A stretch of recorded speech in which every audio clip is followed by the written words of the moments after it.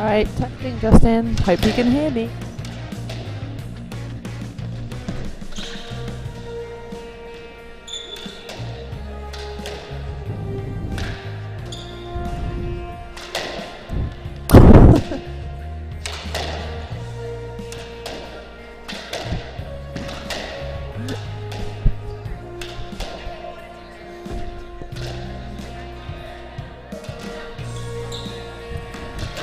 Latasha, just like right up so I can see it. Yeah, Nikki.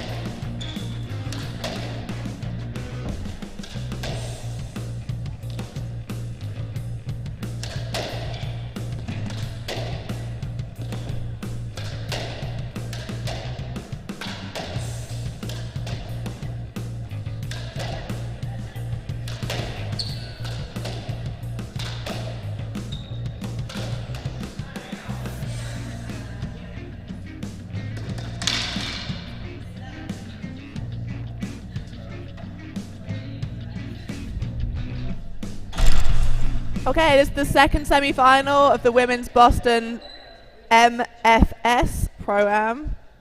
Got it, thanks. Yeah, Katie's going to take it quickly. In black on the right, we have Fernanda Rocha. In black on the left, Amanda Sobhy. In purple on the right, Stephanie Hewitt. In purple on the left, Meredith Quick.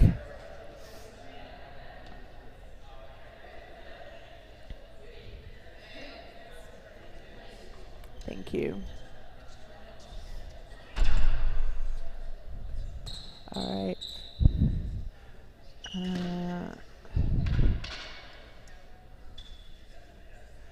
Rocha Sobhy to serve, best of 5 games, Lovell.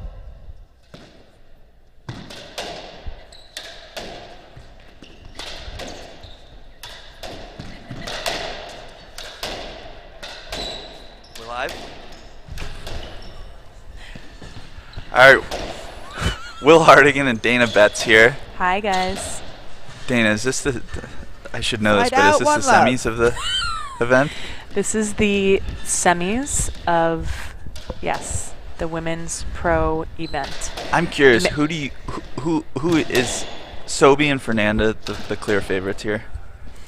They are, although they are the clear favorites in Boston. However, Hewitt and Quick are the #1 ranked team for this tournament. Love. Why is that? Because Steph has a very high ranking? No, Will. Okay. Because Meredith has actually been winning most of the tournaments she's been playing in for the last year, and so and Steph has won a couple tournaments as well. So the combined point average, yes. Meredith is ranked #2 in the world. Really? And Steph, I believe, is ranked 7 in the world. So their points add up to a higher ranking than Amanda and Fernanda. However, it's basically the purple team 2-1, of left side. Quick and Hewitt. It's experience. They're a little older, right? Slightly. But they're wiser. Still I would young say at heart. a little wiser and more experienced with doubles, having also played doubles, hardball singles as juniors before we went. Were you ever during the hardball era? I was, Will. Thank you. Yes. Sorry to age you. I wouldn't have guessed. Yeah. Yep. I played 3-1, hardball. right side. And, yeah, I was actually better at hardball singles than I was at international softball. Well, the WSDA doesn't feel right without you out there. Thank you, Will. 3-1. Although I did play in this tournament, I lost this morning 3-1 to Amanda and Fernanda. Latasha Khan and I lost to them 3-1 earlier this morning. But yeah, then we've got Fernanda Roca and Amanda Sobhy, and they are young. They are both, Amanda's in her early 20s, Fernanda's in her mid to late 20s, and so they are about a decade younger, at least, than Meredith and Steph. And so what are some of the distinguishing characteristics Side of out, these 2-3. players? Steph is extremely fast, hard-hitting, good competitor. Steph is extremely fast, just like you said. She's known for her speed and super high doubles IQ. Definitely. And she has an incredible reverse, and she's also known for her consistency and lack of errors. So see, there's the reverse right there. And Fernanda and Sobhy are probably going to shoot a bit more, right? 3-4.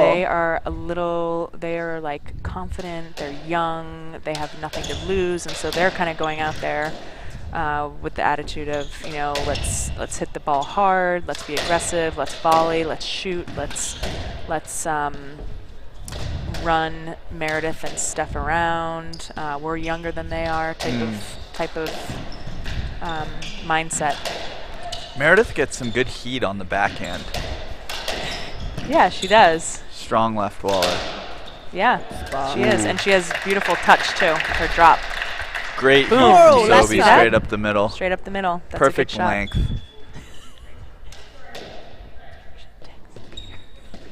Two.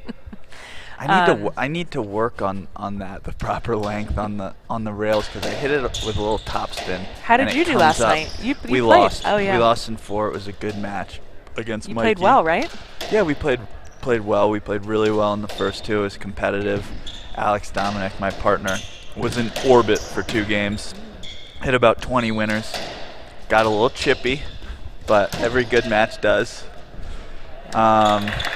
And Mikey and Swiss ultimately just played better than us. 5-4. Yeah. Great backhand winner from Fernanda there. That's about her 4th of the game. Maybe her 3rd. We have some visitors here. I think they're showing us a recent Tinder match on their 6-4. phone. What? I'm texting my husband to let him know that I'm commentating along. Kind of got a party going on best here in the friend, commentating. Will Side Hardigan. out 5-6. What's No. good action, good action. Oh my God, you guys. Okay.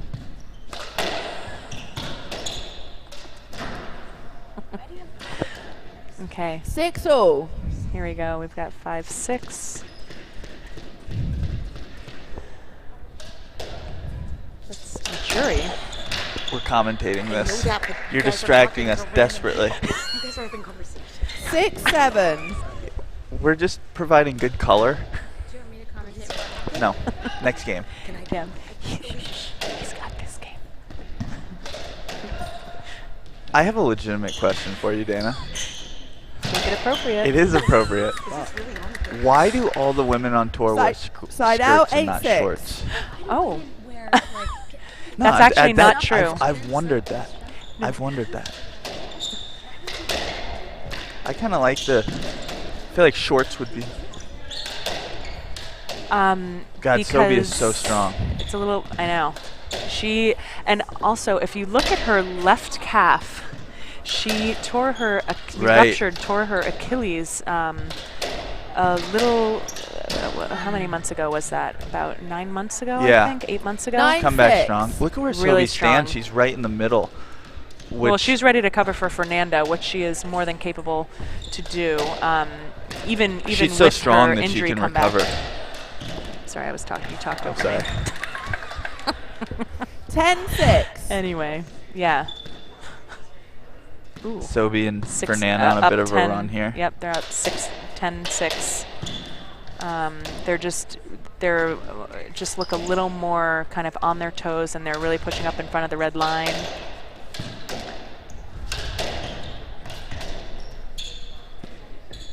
And Meredith and Steph are, getting all the balls back that they need to start playing a little bit more offensively. Ooh. Did that hit? Flat. Did that just hit Steph? Left 10-6, from Nanda. right. Oh, she stopped. Okay, good. Good.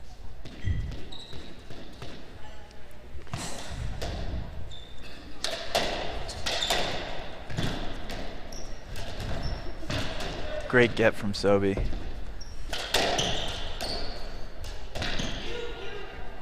Good covering from Meredith. Meredith and Steph played together for about a good 3 seasons in a row. They did really well in, I believe, 2013, 14, and 15. And so they know each other's game really well, and they know how to play together well and cover shots for each other. They must have a few nationals under their belts too, right? I believe so, yeah. Yep. As a team, I think as a maybe... Great shot from Meredith left. there. Was that up? Yep. 7-10. Okay, they're closing in the gap. Up. 11-7. Nanda causing the unforced error.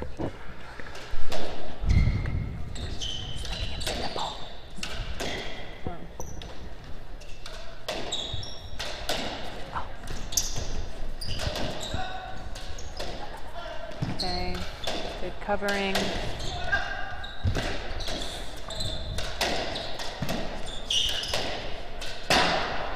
Ooh. Oh, Side out, Good exchange. 8-11. Meredith is seeing Fernanda a lot of went for balls, it. and she's doing Yeah. a great job of holding up against 2 forehands. yep. It looks like Meredith and Steph are trying to keep it deep a little bit more. They're not shooting as much. They're trying to keep Amanda and Fernanda in the back.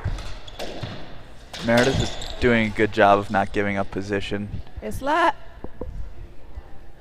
even though she's seeing a 8-11 lot left. of pace. Yep. Little showing of chemistry here. No, he definitely does not need a drink. Go get some wine. See how great this is on the screen. I know. People were talking about it. Okay, well, you guys can 9-11. commentate next game. No.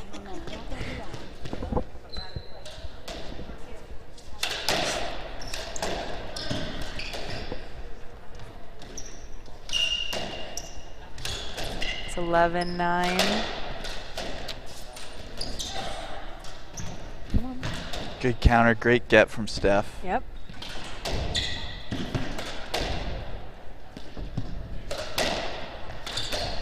Verse. Look at where Sobhy stands. She hit it in the It's middle, right incredible. at Meredith's feet. 9-12. Boom. Okay, yeah. Yep. That was a good spot on the front wall.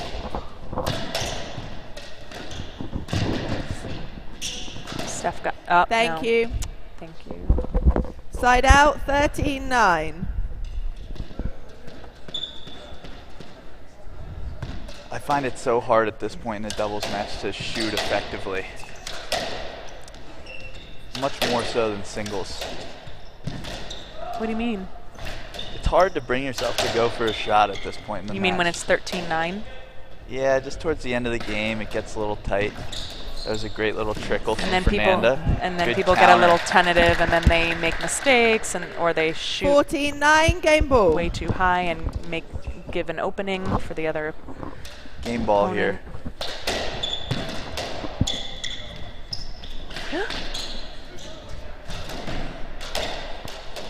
Boom.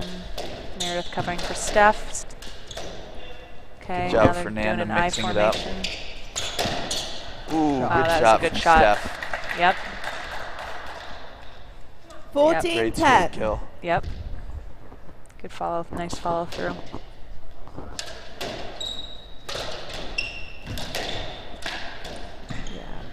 Good hands from Game Fernanda. Sobhy Rosa, 5.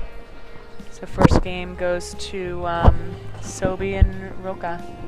Will, thank you for commentating. A lot of fun, Dana. Always a pleasure. Okay, we'll speak soon.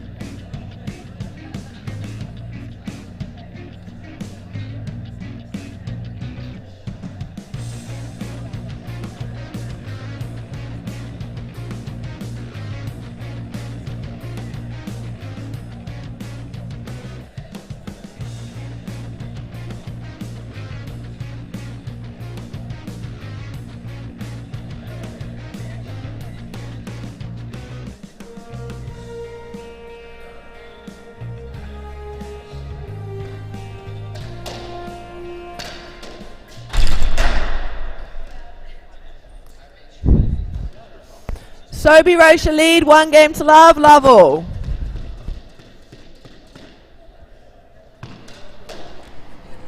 Okay, we're in the second game here.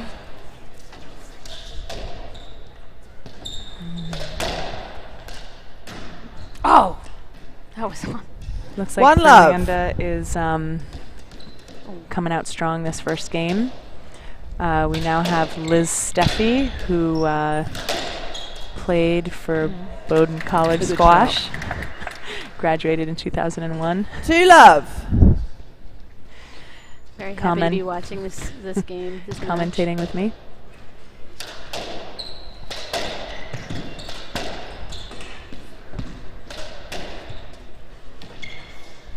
Let's see. Yep. There's a lot of really aggressive volleying from 3 love. Nanda and Amanda. They're just really keeping Steph and Meredith behind them. Steph and Meredith need to try and get it. Yep, good. A little bit more over their heads, pushing behind so that they can stay in front of them and keep Amanda and Fernanda from shooting, if at all possible. But Fernanda and Amanda are such great shooters, and they're so strong. It seems like they're both pushing forward. Actually, it seems like both teams are trying their best. Yeah, it's a fight for who can stay in in front of the red line. Yep, yeah, exactly. And if whoever stays there the longest is most likely gonna Side out, 1-4. Because they will control the rally.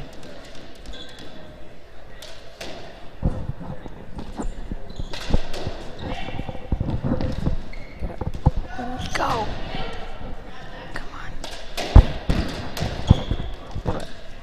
Oh! Good shot. Oh! Oh, that was a good point. That was a great point. 1-5. I cannot react. Meredith is actually known for her beautiful straight drops. She has incredible hands. So beautiful. And oh, that's too bad. Yeah, that was a tight rail. But Meredith has deadly drops from the middle of the court and also off the back wall from the back. She's got incredible hands. So. Well, she was such a great hardball player when she was young. You remember? Oh, I remember Right playing her in juniors. Yeah. Oh yeah.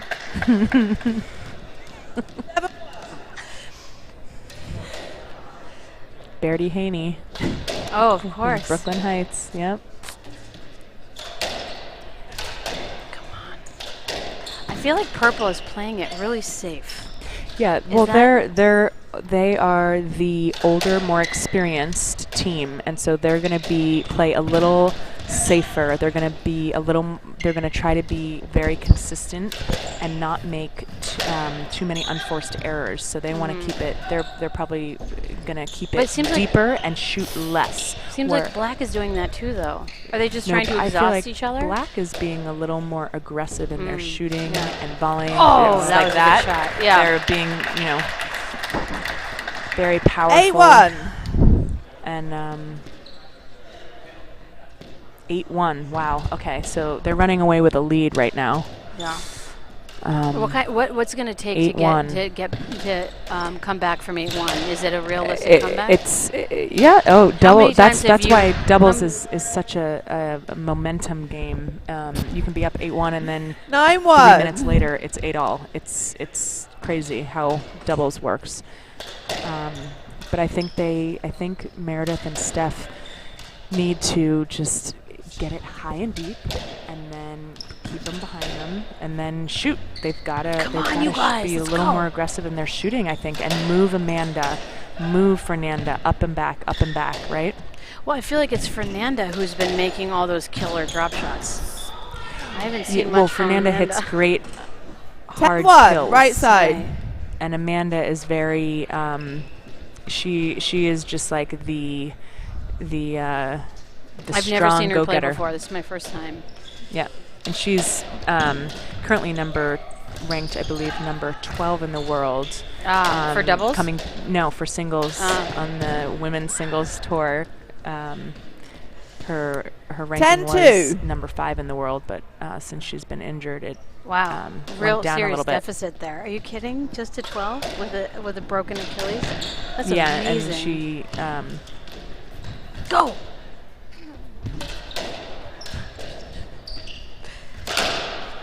Oh, that's totally Flat. a let. Yep. That's a lot. 10-2. I would have given a stroke personally. Why wasn't that a stroke? I mean, her racket was up. Well, because it can't be a stroke.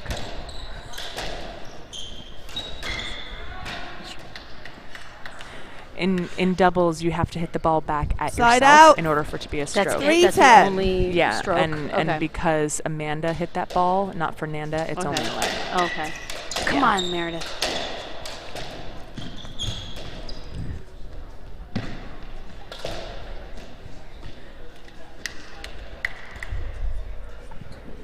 Three 11.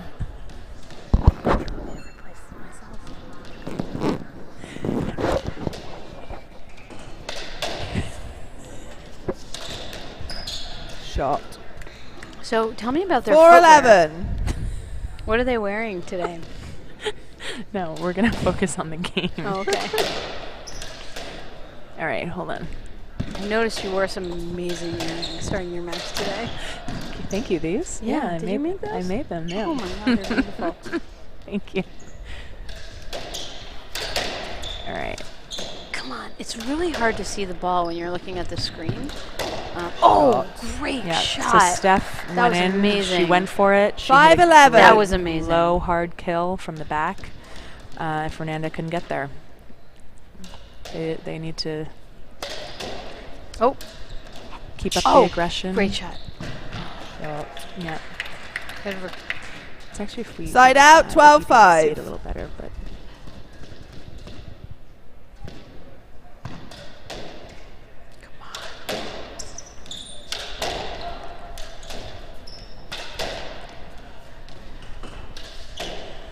What if someone is right in front of the person who's taking something off the back wall? then Is that they a would let? they would call let, yeah. Okay, not a stroke. Not unless Oh. the person in front hit it at themselves. 12-6.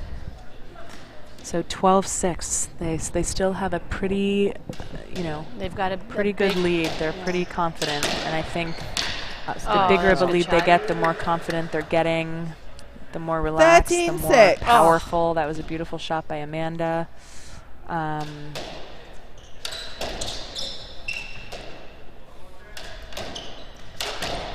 Shot. 14-6 game Really ball. amazing to see how Oh my God, 14-6. Yeah. So they, game ball. yeah, they've got some Meredith and Samper pushing up. That's Yep. a great shot. That's a great shot. Really Side impressive. out, That 7-14. she really All the took- space. Yep, she Yeah. took her space and backed Amanda up, Mhm. and then went for that nice, hard, low, straight shot. Game That Sobhy was, Rocha 15-7. For a reverse unfortunate unforced error, and that gives Amanda and Fernanda the second game. All right, Liz, thank you so much. You were great. Happy to be here.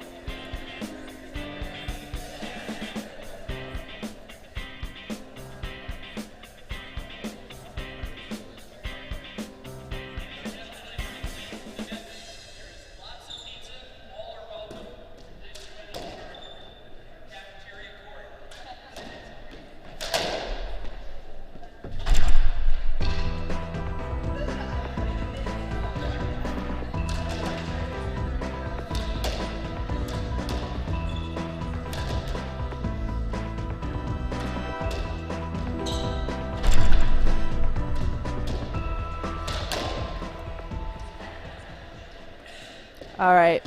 Sobhy Rocha lead, 2 games to love. Love all. Hey folks, I'm back. Will Hardigan here. Just catching some heat for my poor commentating earlier, but they've called me back in. Second shot. Second shot. We're going to be more professional this time. Dominant game from Fernanda and Sobhy last time. Yep. Yep.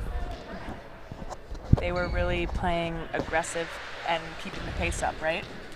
Definitely. They're definitely the aggressors in this. They're in front of purple. Oh. Is that up? Love. Yeah, I know. Great reverse from Fernanda. Yep. She hits that so hard and it stays down. Yep.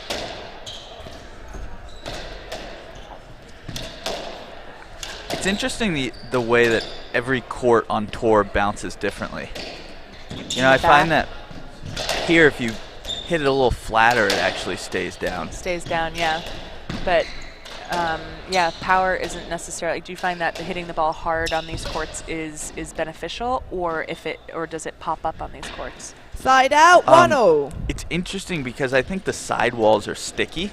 So if you hit a hard one that catches the sidewall, it really changes the pace. Okay. So I've whiffed a couple balls this weekend just because it came off hot off the front wall. Then as soon as it catches the sidewall, it just stops.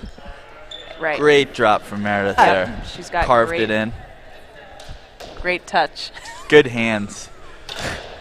Really good hands. What? Ooh. Good get from Steph. I couldn't tell if Meredith just called a let. Steph got out of the way.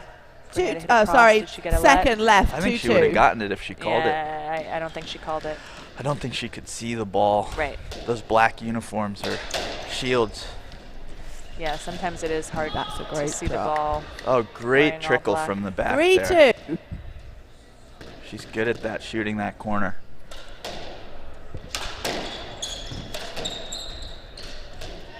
Meredith's starting to get aggressive, slotting some shots in there.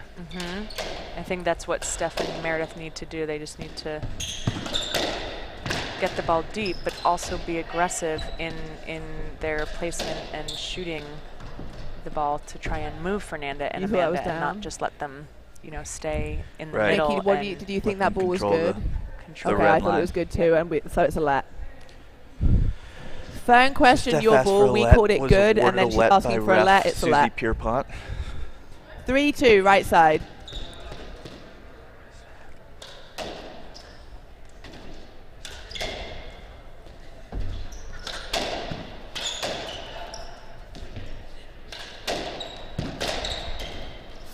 Up, deep again. Ooh. Yep. Good chaos ball there from Meredith. 4-2. Yep. That was a good. It's a shallow filly. I think up but it moved and made Fernanda kind of twist and turn a little bit. And it made her hit a backhand. Yep. With 2 forehands, it's always good to hit it up the middle. Down Side the middle, out, solves the 3-4.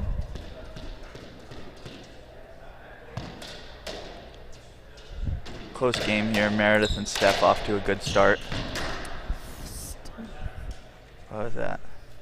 4-0. Is that that was a 10. Yeah. 4-all. Just down. It was the right idea by Steph to hit that cross-court drop, but she just clipped the 10. That's the worst, when you run up to cover a 3-wall boast and it hits the floor first and pops up in your face. Yeah, that's not fun. Just out of court by Sobhy. 4-5, right side.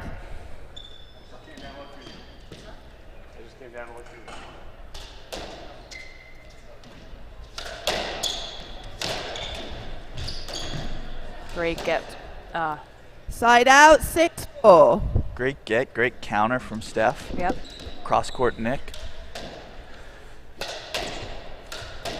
Steph and Meredith have definitely done a better job of changing the dynamic of this, stepping up, being more aggressive. Yeah.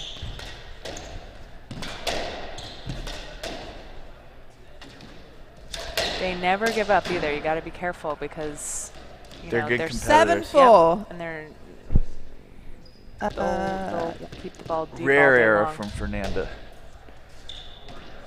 Fernanda and Sobhy are so strong and athletic that it's tough to break them down. You know, you got to hit winners against them. Hard to do. It's true. 7-5. They're so quick. They'll get every ball unless it's a nick or if it's. And I wouldn't say that that's Meredith and Steph's game necessarily, right? What? Just strong, shooters, no, they're step up, and Meredith is more of a touch player. She hits great high length and nice soft drops. And she also does have a great kind of punch reverse. She went for it, just missed it. She went for her staple volley drop. 6. Yeah, and Steph, same thing. She always gets great high width and length, followed by her staple reverse. Yeah, I think they've got to move Fernanda. So Fernanda just hit an unforced error. Yeah, they moved her out of position. She went for it. And another backhand. Yep. They definitely have to move Fernanda and Maybe Amanda a few more off angles, the red line. More skid boasts and some fillies and maybe some wide cross court spitting out into their body a little bit more and try to get them uncomfortable. Yeah. So they can't hit winners all the time. I mean, Amanda and Fernanda are doing a great job of, you know, looking and finding those openings to shoot like that. Wow. Tough to defend against that. 7. Great kill from the back by Fernanda.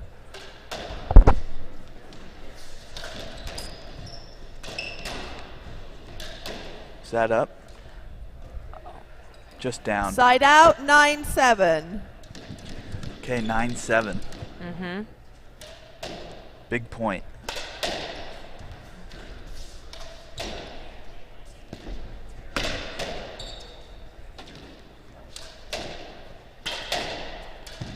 Good job of lifting it from Meredith to Fernanda.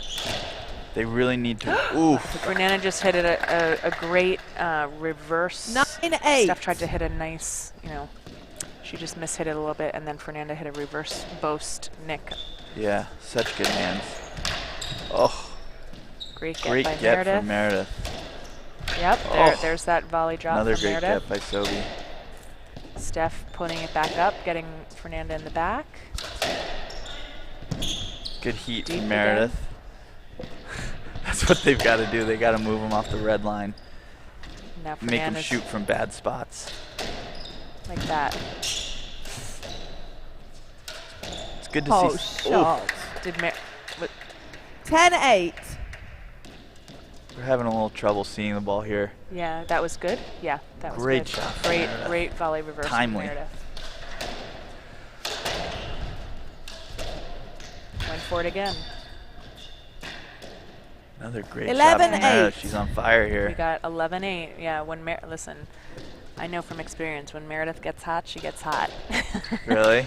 Oh yeah, when she gets on this awesome streak of shooting, and then all of a sudden her confidence just comes rushing in. She was a great singles player too, unstoppable. right? Yeah. Yep. Ooh. Like I said, down the middle solves the riddle. 12-8. You're right, because there was a miscommunication there, and Amanda thought Fernanda had it, Fernanda thought Amanda had it, and I then think they that's just didn't hit the ball at all, and that tends to happen.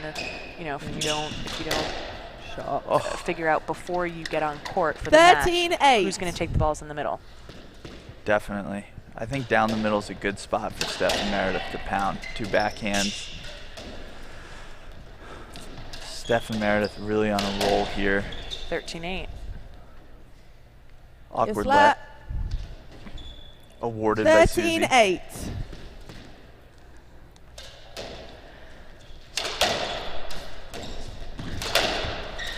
What's your strategy if you were Meredith and Steph with a 13-8 lead That's here? a good shot. So to try I to would rally up honestly winners or just Side out. a lot of hard, 9-13. long, hard points?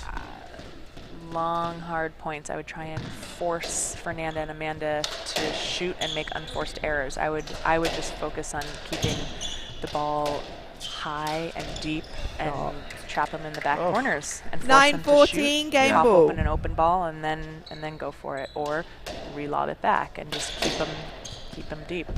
Great ball from Meredith there. Another reverse. About her 5th of the match. Yeah.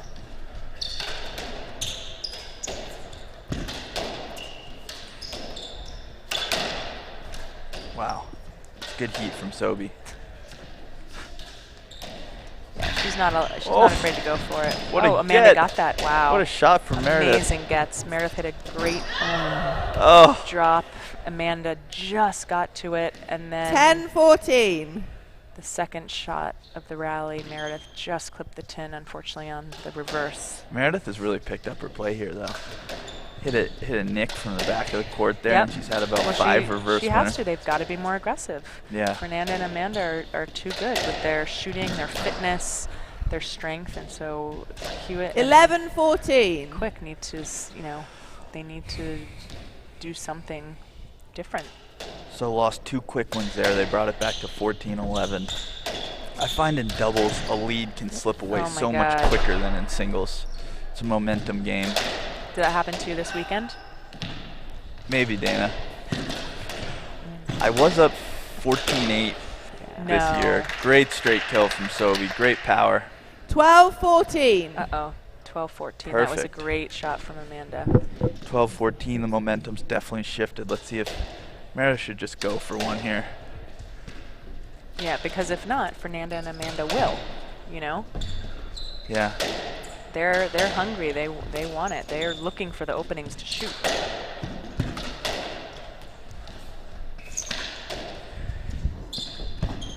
Fernanda's doing a good job of hitting that extra hard, high and wide cross. Ooh. An unforced Game error quick, from Hewitt, Fernanda. 15-12. So that makes, 2-1, they're clawing back. 2-1.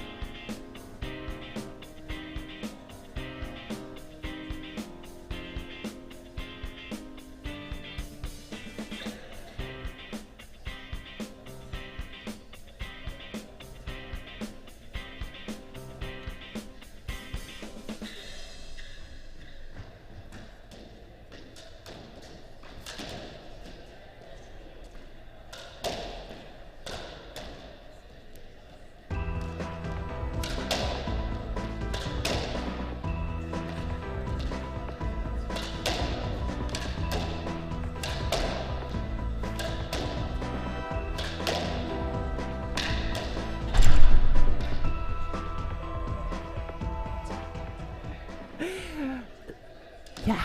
Sobhy Rocha lead 2-1. Quick, Hewitt serving, Lovell.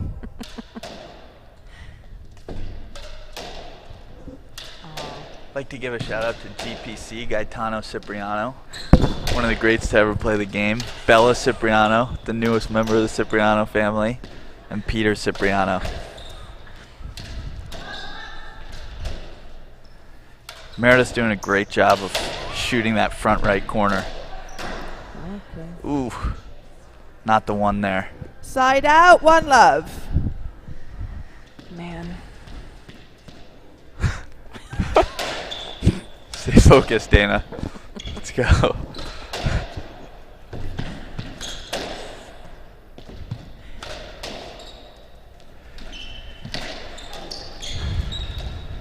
Ooh, great counter drop there. Yep. 2 love.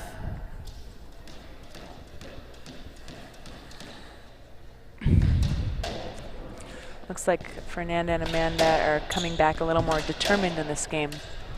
Yeah, I think that was a loss of composure, loss of concentration there. Yeah, and when you're up 2 love and it's tight in the third, I always feel like, you know, you tighten up a little bit. You're like, just a couple more points and I've got the match. Definitely. And yeah. Oh. Ugh, hate that. Awkward bounce from the back. Yep, nicked in right there. 3 love. You know, even in that last game, though, Fernanda and Amanda had the position in the match. They have more speed and power. Oof. 3-1. And they just need to maintain it. Meredith and that's the key word, maintaining it. You know, you can do it in spurts, and that's where the crazy yo-yo momentum of doubles comes into play. the difference in the last game was errors, as it so often is in doubles. It hasn't progressed into a battle, a dogfight yet. Unforced error. Side out, 2-3.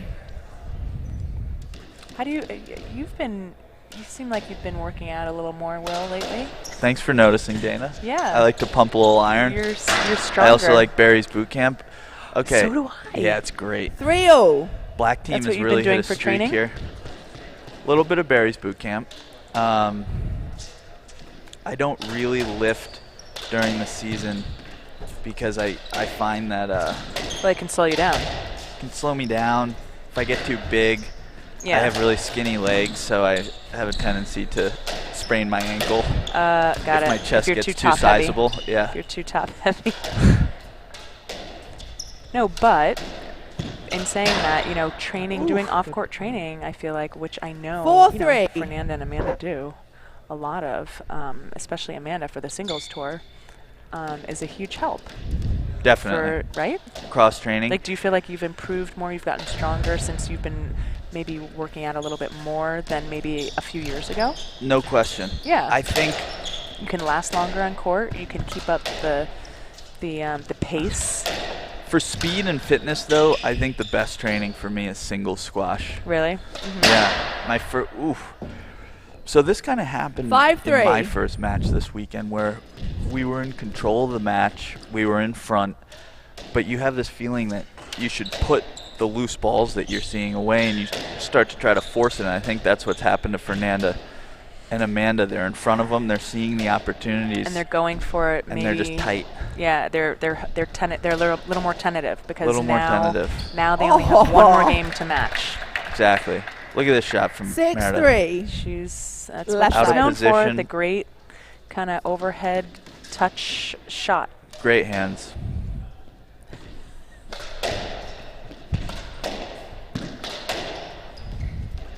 Smart of Fernanda to keep hitting that high cross. Yep. Was that another winner? 7-3. Yeah. Great trickle from the back. Yep. She could have played like that a month ago. So it looks like I honestly think that Meredith and Steph No, were really yeah. nervous in the first couple games, Really and smart. they were being more sharp. tentative and not really being as aggressive. 7-4. I feel like in the third Left game they side. had nothing to lose at that point. They were like, "Come on, let's go for it," and I think it's paying off. Yeah. That kind of attitude of just kind of being more aggressive, pushing up, shooting when they see the opportunity. Oh. Steph had an amazing get right there. Amazing get. 1, 2. 8-4. Slick reverse. Yep. And yep. You know, as so often happens, 65% of the points are being played to Meredith. The left waller, especially at backhand, usually sees so much action, and it's really come down to when she's shooting, they're winning. Yep. And oof. Great cross from Steph. 9-4. Great pass. Yeah, great well, spot. Meredith is also on her backhand. Steph. Okay.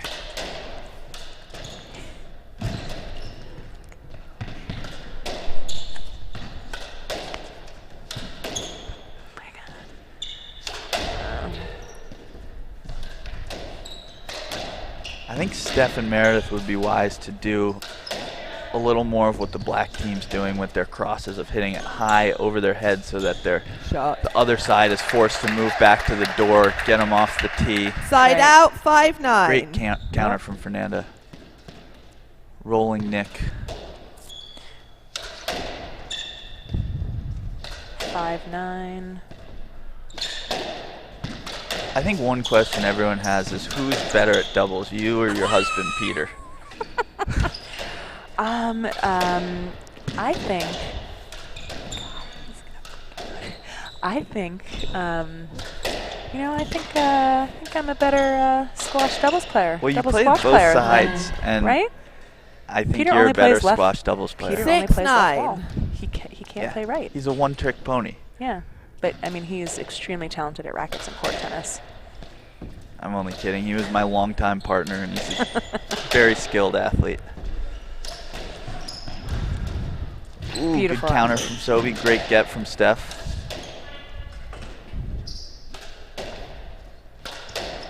I love when the point breaks down like this in doubles formation. Great touch by Meredith. She did that like over the head. Yep. Oh, And just kind of punched it in. took all the speed off of it. Susie's really good at that too. Yeah.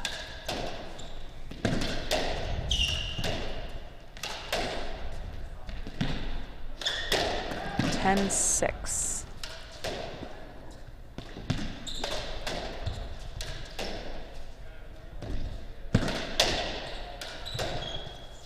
You know, Meredith is doing a good job of moving Fernanda to the back of the court.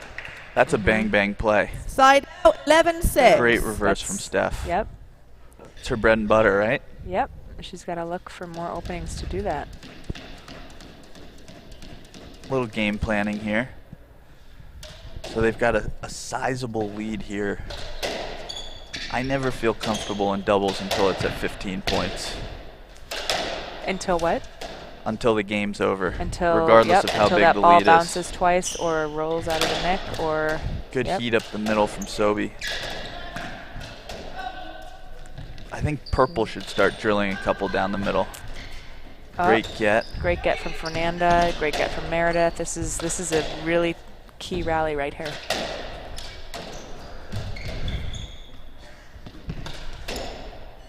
Both teams are fighting for it. They both want this point. It looks like Fernanda just hit a roll boast. Good hands from her pocket. 1, 2, 3. Rolled right out. 11-7. Meredith was on it too. It Right just rolled side, out. second. Couldn't do anything about it.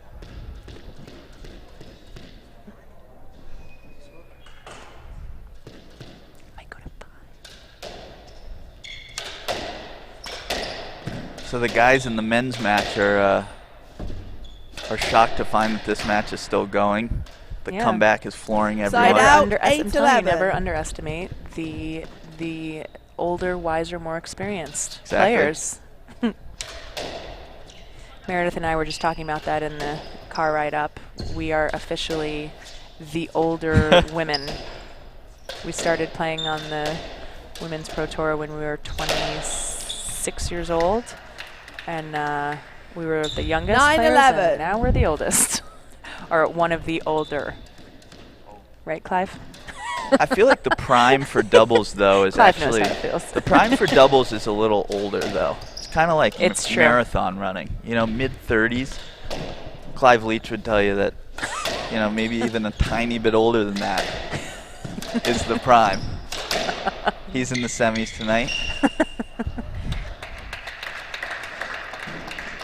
And he's picked his partner very 10-11. strategically. Picked a, how old is The youngest is on he? tour, Jim Bamber. Bamber. How old is he? He might be 21. He looks 20 12.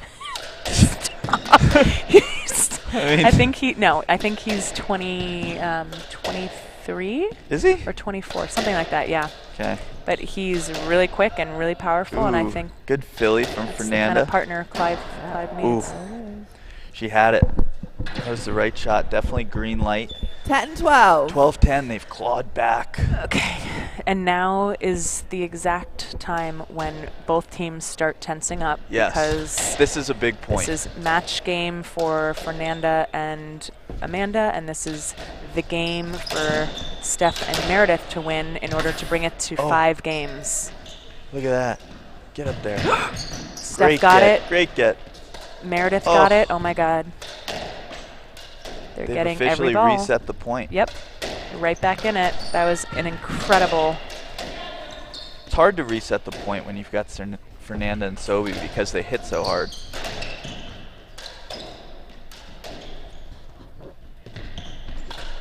You can see how much work Purple's doing though. Oh my God. Oh, that's and then killer. Fernanda hit a shot. Just scraped it off the wall. Hit a winner in the middle of the court. That's a knee buckler. That frustrated Steph, but full swing drop 11-12.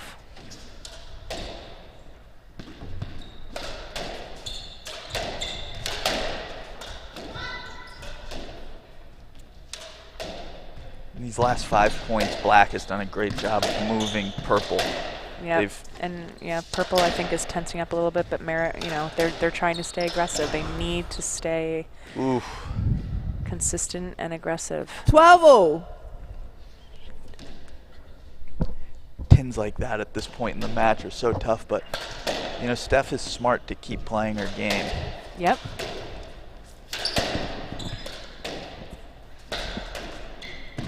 Meredith needs to get on her another little streak, right? They've got to get Black off the red line. They've got to hit it higher, have it hit the wall.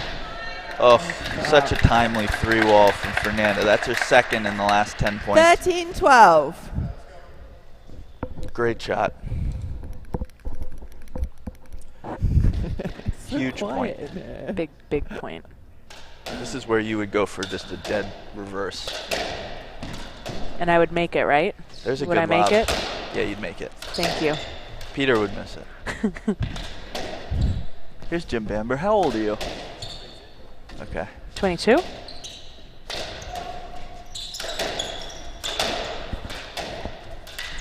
Oh, they both went for it. Shot. Huge point. Steph just hit a winner. Great shot from Steph. Side out, 13-all. She went for it. Typically Steph usually plays it safe. It's amazing so the way she I'm hits glad. that, I'm though. really glad she went for that. It's Flat. 13-all. Yep. Really stays down up there.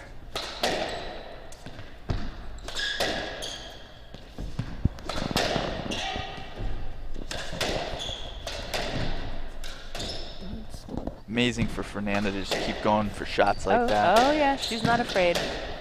She's got no fear. Good hands. Push her up. It's tough taking it high and deep with Sobhy because if the ball comes off the back wall, she can hit it so hard. I know. Yep, she just winds up. She can hit winners like from back there. That's good. Get the ball to their backhands. Hit it up the middle of the court. And she went. Ooh. Steph hit a reverse. Fernanda got it. This is. And Fernanda just tinned it. All right, we've got a chance of it going to 5. 14-13 game ball. No, don't never say it. Let's just wait. Let's see what happens. I'm calling a spade a spade. You never know. Huge point here. This is just pure adrenaline. My hands are sweating. Stop it. She opened it up. Meredith hit a great length. Fernanda, okay. Go Steph. Good. Good get. We've got a cross court. Smart of Steph to throw it up there, lob it. See, down the middle's a good spot. Oh my God. So clutch from Fernanda. Fernanda went for it. Drills that straight kill into the nick. 14-all match ball game ball. Oh God. Hometown crowd's getting a little rowdy. There's a view of it. She's gonna.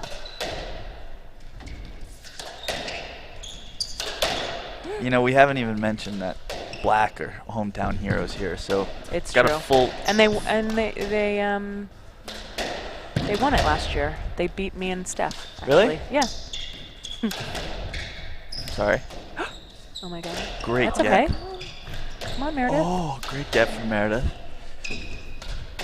Oh boy. Black is really attacking here, keeping him under pressure. Good heat from Sobhy. Great get. I can't see. Resets the point, throws it to the back. Goes for the reverse.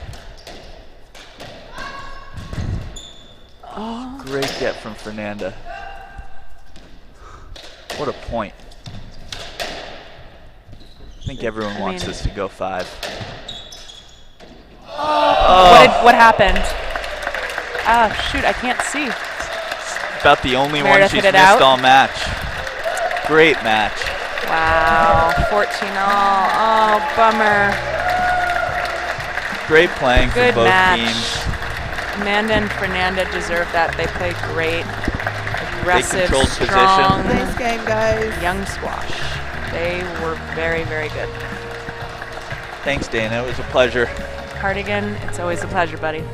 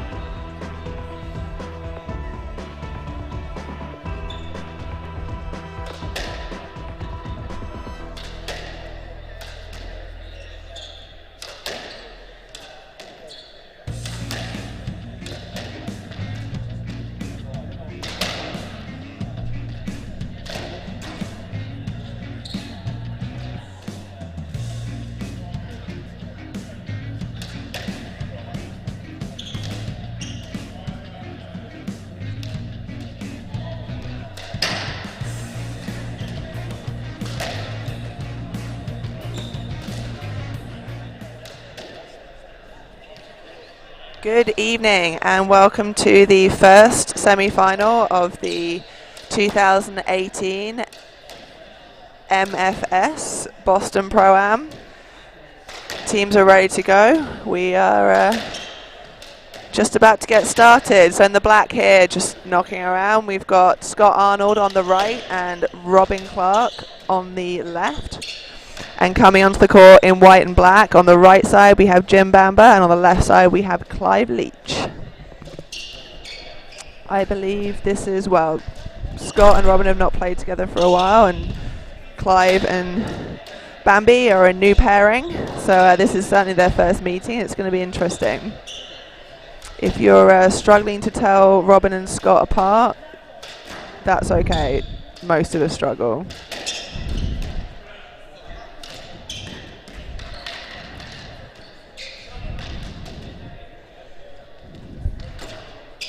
Joining myself, Susie Pierpont, in the commentary box shortly is Hamed Anvari, the magician of squash. Okay, looking forward to getting some insight from him. In the black, Robin Clarke, Scott Arnold. In the white, Clive Leach, Jim Bamber. Best of 5 games, level.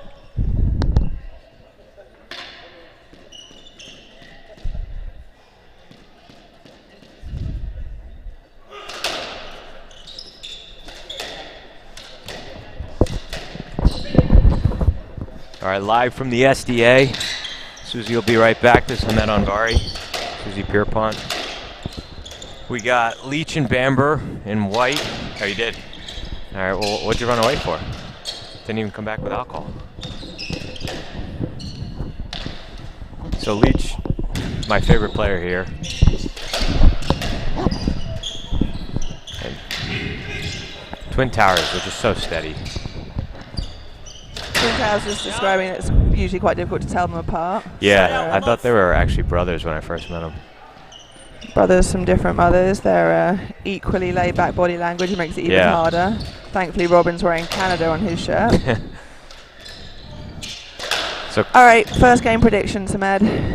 I think the Twin Towers are going to win 15-12. All right. First game. Only because Leach first major. Well, he played at the Briggs on the left, but I still think he's new to that side, and he's really into like establishing the lob over there, which pays dividends, but it takes some time. Pretty hard to lob someone who's 6'4". The ceiling here is not the highest. Yeah, you might struggle to get much traction on Scott with that. Oh, and there's a racket error. Love. Yeah, maybe 15-10.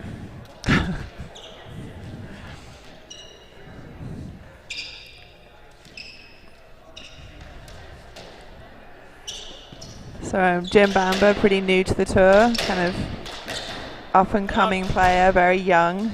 2 errors. We figured out at the Briggs Cup that Clive is indeed old enough to be Bambi's dad. And so what do you think of him so far as the Bamber? As the sort of new kid on the block? I think he'll probably win Rookie of the Year award. He played, actually maybe he's not a rookie. He played last year with Bobby Burns. They had good success. They're a good team, good dynamic, and he's certainly eager. He's super fast, hits it hard. In England we call it keen as mustard. It's mustard. 4 love. So it's a good shot there from Scott. Nice little hold. Is this his first semi? Bamber? With Clive, certainly. I think, didn't him and Bobby have a good win? 4 love. Yeah, they might have made a Heights Casino semi, last year, I think, and at the North American, I think. Yep, they beat me and Raj in 5. That's a great win. They played incredible. Bobby must have hit 17 winners a game. It was incredible. I like them as a team, actually. Yeah.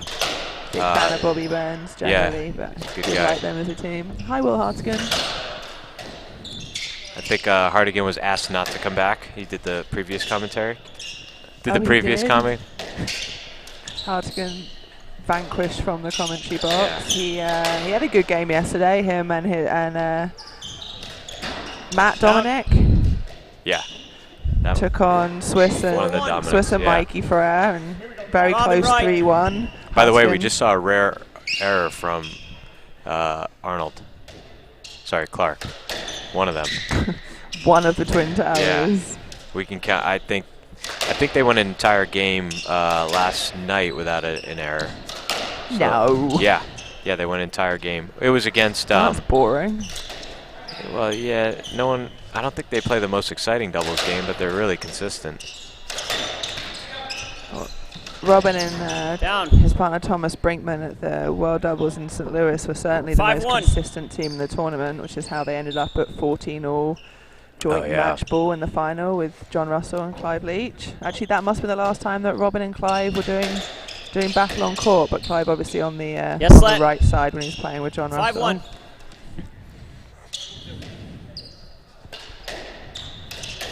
Clive is the two-time world doubles.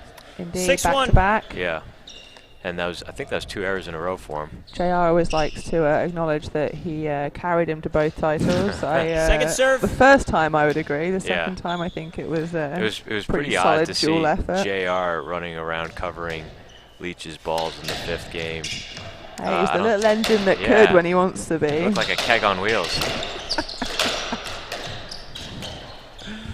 He's actually surprisingly quick, though, right? I mean, he's really quick. Don't judge a book by its cover. Yeah. Just reads the game so well, too. I don't know why I didn't make this one. Yeah, both him and Clive, certainly. Yeah, unfortunately injured for this tournament. He was supposed to be paired with Scott, so Robin was a last-minute replacement for John Russell, who rolled his ankle in the first I saw that. final. Yeah. Side out, nasty injury. He did incredibly well to play on there, so that's a simple stroke for Clive. Yeah. That was unfortunately, we won't be seeing John Russell for maybe a we'll be more seeing him wear my serve. high tops soon. Maybe it'll catch on. Everyone makes fun of me about the high tops. I think they rightly make fun of you. I don't think that's the high tops are great. So as you get up there in years, I sprained my ankle 3 months ago, and it still hasn't healed properly, and it's just ridiculous. It's when you were a kid, it was 2 weeks and you were fine. So now I'm a little more careful. And in doubles, there's just so many feet out there you're liable to step on. John rolled his on his own, but it seems like in the middle of the court, stepping on people, you're not aware of where your opponent is. Well, it's not that. It's like if you're jumping up for a ball, you might land on someone's foot, or jump, so that's not an issue. Or if you're if you're battling for position, sometimes you can step and roll. Why risk it? Well, I just feel like with high tops, you're not just going to destroy your knee instead. Why would you destroy? Because now your ankle's locked in place and your weight's going to go somewhere when you come down. Yeah, I get it, they're basketball shoes and people jump around a lot, but I think the small footwork is tough with heavier shoes. Oh, they're not heavier, actually. That's a misconception. They're pretty light. I think they actually weigh less than my squash shoes that I wear for singles. So that was that's new to us. I heard him in the locker room talking about that. I think they were the Arnold that reverse Clarke. from the back of the court. Yeah, they were both praising each other and for their fine play. Mutual appreciation society in the locker room today. There's a lot of that in doubles when you win a match. And Robin was just telling Scott, he's like, "Yeah, I really like that you developed." And he's like, and Scott was agreeing. He was like, "Yes, I developed that over. I started hitting that more. I really like it. It feels good."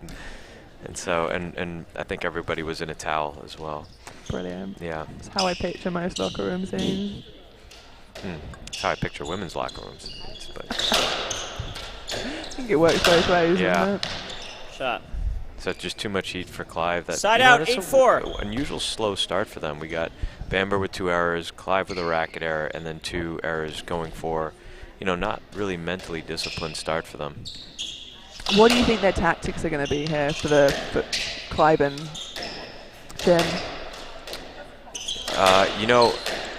This team is so solid that you just got to take them out of their comfort zone. And so I think I think Clive's actually really good at that, turning sort of on his forehand, hitting weird angles, and just getting him sort of uncomfortable. And Bamber probably wants to do that with pace, which is what he's doing. Overhit that one a bit, but the full body swing. Yeah.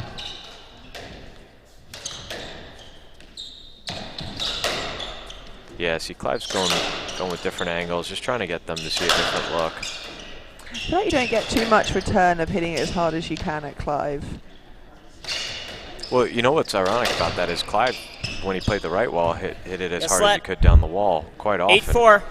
and I always thought it was kind of weird because hitting it down the line, when both guys are in position doesn't really do a whole lot. But Clive was a big fan of pace for depth.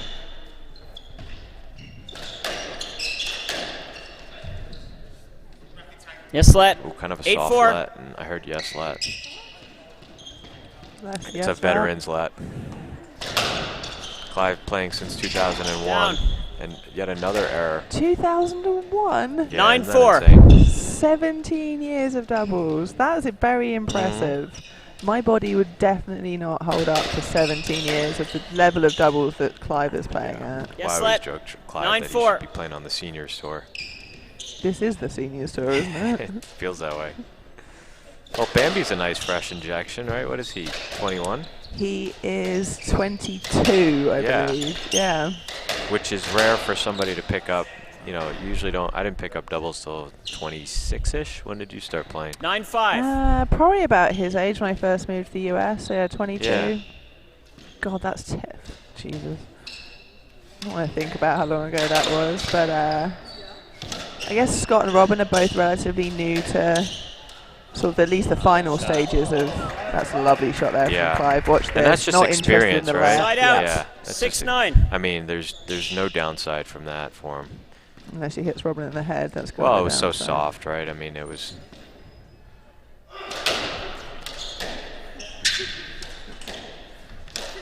Oh, it's a tight ball. This is 7-9. closer than it should be, given how many errors the Team White has had. Yeah, it's mostly errors that we've seen so far. A few winners, both sides. I feel like Black team have made a few racket errors, not really going for stuff, but just No. forced into like a tight ball there. Yeah, I think 2 from Robin.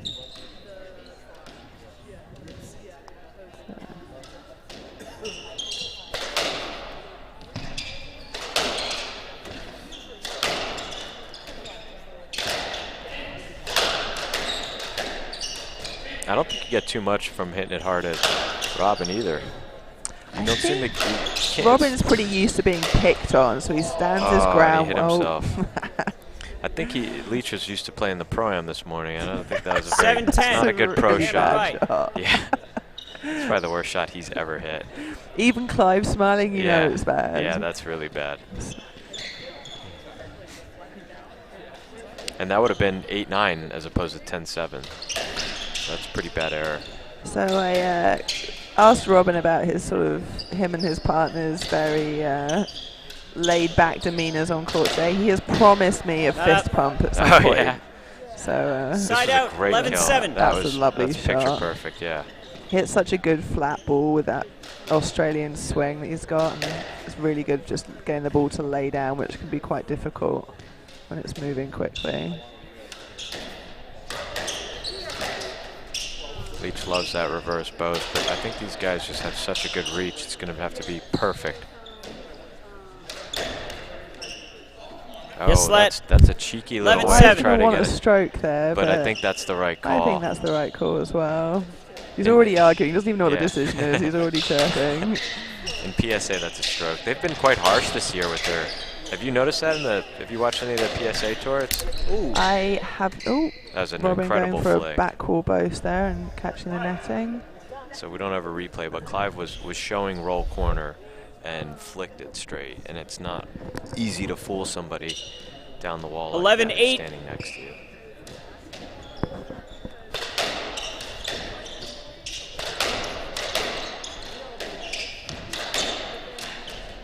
And I think this is setting up the way you would think. It's Bamber's going to be the steady one, and Clive, it's going to be on his racket, and that's the second reverse from the back that he's missed.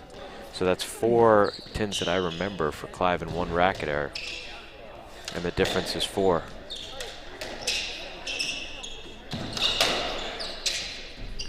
So it looks like Jim's adjusted his positioning on the right wall. We talked a lot of Briggs Cup about how he was a long way off from the side ball, and he got caught a lot with the ball coming cross court through that gap, and spoke to Clive after their match, and he sort of, he said, I'm gonna, it's something we need to work on. It looks like he's taking a slightly better position there, giving himself, basically just a racket swing from the wall, so he can pretty much hit anything that's not coming right at him, which I think will really help them improve, put Clive in less difficult spots.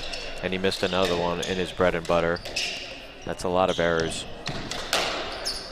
Yes, Slet. 13-8.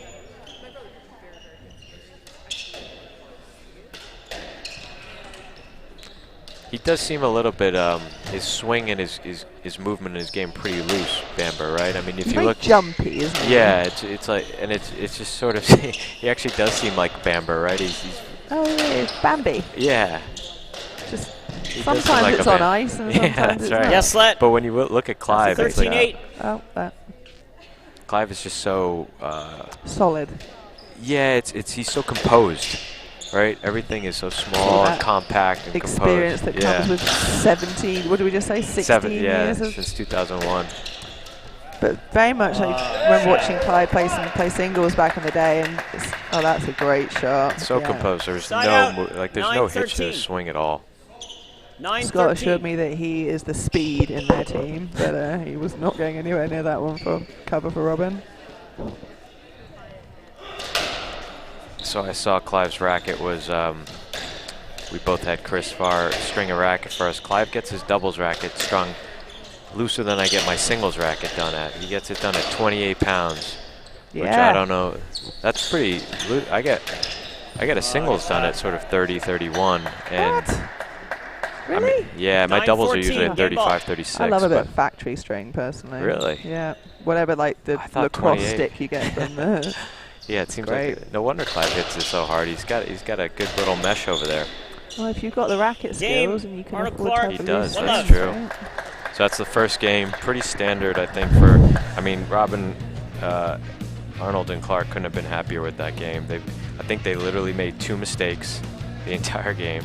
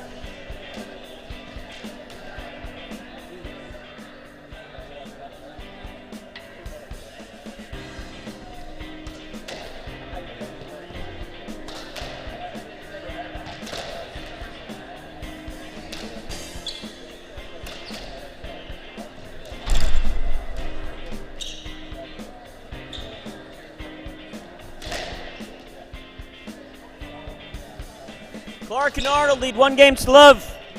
Second game, level. Not really, no. Yeah, 59. seeing what the buzz in the crowd was. Everyone, oh yeah, we have a crowd shot. Yeah, it's a good crowd. Everyone seems to be happy. All right, back here for the second game. So I said 15-10, didn't I? I revised it, right? You did from 15-12? I started 15-12, but then I saw how they were playing, and That wasn't their best. I'll give them 12 this game. So Arnold, Clarke. I feel like saying Lois and Clarke every time I say that, but not the Explorers. Arnold, Clarke, up 1-love on Leach, Bamber here at the Boston Open MFS Pro-Am, hosted by the University Club, but also the Harvard Club this year. 1-love. Harvard Club of Boston stepping up, and number of matches played over there. Great Pro-Am support and very generous accommodation from the Harvard Club here. So much appreciated, and thank you to the people that have helped that. And the Pro-Am is this great event. here. The Pro-Am here is job, insane, isn't it? They do a so great job. great to see so many members and they turning love it, out. right? They're Saw keen some pretty what good is it? keen as mustard. Keen as mustard. Some good matches out there today as well. I mean, and they're all good guys too. They're really a couple of good 2-hour Pro-Am matches. I heard, yeah. Gonna be some sore bodies on Monday morning after this one. So, had a little eavesdrop on Clive Leach and Jim Bamber's team talk. They were standing right behind this commentary box, and most of it coming from Clive, as I'm sure you'd imagine. But you know, sharing his experience and his advice, he was trying to get Jim to. His words were clear Robin out more. So I think he's looking for him to get it, moving him into the back corners and getting a better breaking ball on him. Clive just disputing whether that reverse there from Robin is up or down. Hard to tell. Clive was already in the way. 1-2, Bamber. What's the call? Left. Are we getting a let? Called it good. Yeah. It's good. Clive just didn't want to go get that one, I don't think. Pretty good, great shot there from Robin, but yeah, Clive's just encouraging Jim to stay up the court and try and hit a different spot on the sidewall at Robin and move him out more, which will allow Clive. Oh, that's a interesting angle. Allow Clive a bit more room at the front of the court. I think he feels like his mistakes are coming because he's under too much pressure with Robin being up on his left shoulder. Side out. He never seems settled. He's sort of scrambling and made another error. It's easier said than done because those guys are sneaky big.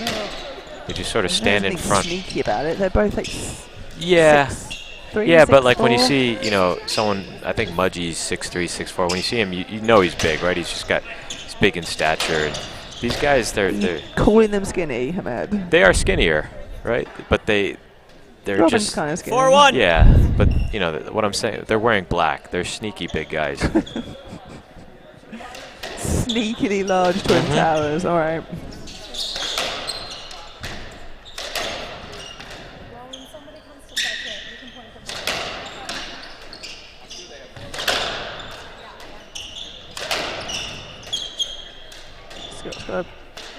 They have great positioning.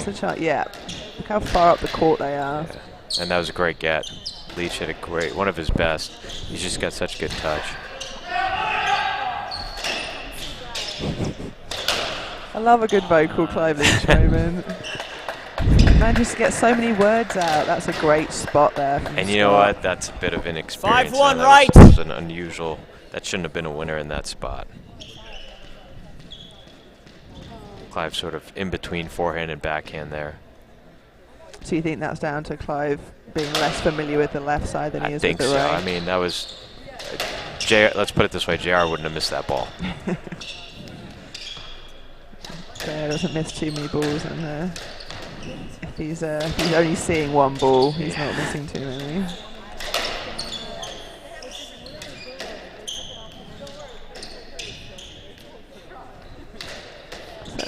Arnold, Clarke establishing a nice little lead here at the start of this 5-1 lead. I mean, if they win this game, the white team didn't play very well at all last game, but if they get less quite points, one-sided. Yeah, these guys are probably my favorite for the tournament. Did these guys play together in Toronto a few weeks ago? Oh, I don't know if they did, but they played together somewhere recently, right, and did well.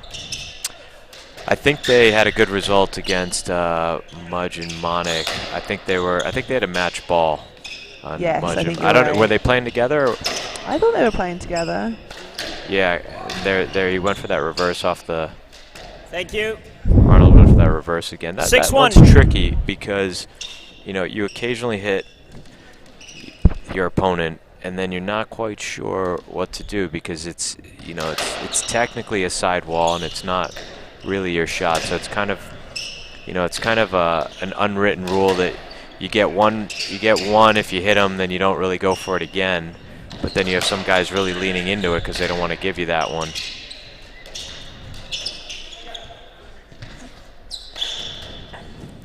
I think Berg has the best philosophy. He's like, you're always allowed to hit somebody once going for 7-1 shot. I think he told me that after I got hit with one from him. It's okay. Everyone gets one. You always, let's just go for just one. That's quite a good impression, actually. I mean, you play with him a fair amount. Yeah, he's a great partner. Great guy, 7-1. great partner. He couldn't quite make it out to this event. One of my favorite players to watch. Oh, he's incredible. So talented, such a good athlete, such a good attitude.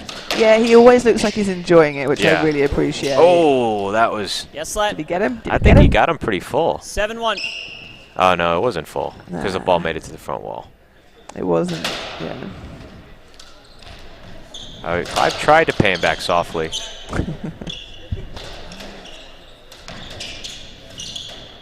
These guys are quietly going about. I mean, look at this, 7-1. Yeah, this is the white team don't seem to have a plan. There doesn't seem to be I can't see what their strategy is here. Yeah, I'd agree. I mean, when all else fails, it's sort of like you want to at least just pick on one guy and work on one thing. So we have a rare error from Arnold. 7-2. Subscribing to the if in doubt, give it a whack philosophy of doubles, which I don't know that ever works. Well, it works against a team that's not as good as these guys, right? Yeah, I mean, it works against a team that you're probably going to beat anyway. Yeah, but sometimes, you get a little hesitant, and you figure you might as well give it a whack. That's a great ball. I think he's going to ask for a let. 7-2. And I think that is a let. I mean, that's his line. Getting stuck for time behind the tower. Oh.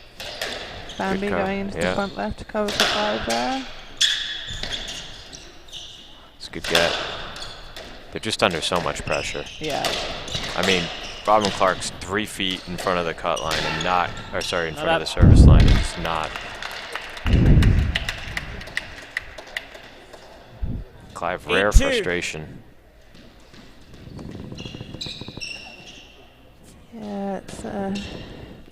I think now Clive's going to start I think shooting one of a bit more. The difficulties with switching sides and being the more experienced, so in theory better player, is that you expect a lot of yourself, but that's a wonderful shot. And you know what? I mean, I watched Clive at the Briggs Cup, even though they lost to Mudge and Monik. I mean, it was one of those things. It was almost like a pro-am where, not that Bamber's an am, but every time Clive touched the ball, he was doing amazing things. Yeah, he was just rolling it.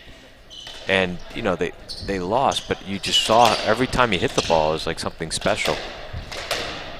He did play well in that match. Yeah. He hit a lot of winners. Dead rolls, right in front of Mudge, just dead rolls. And so I think in this one, that's nice. That was Bamber's first bows, followed by Bamber's first bows. It sounds like a bedtime story. That's a good squash bedtime story.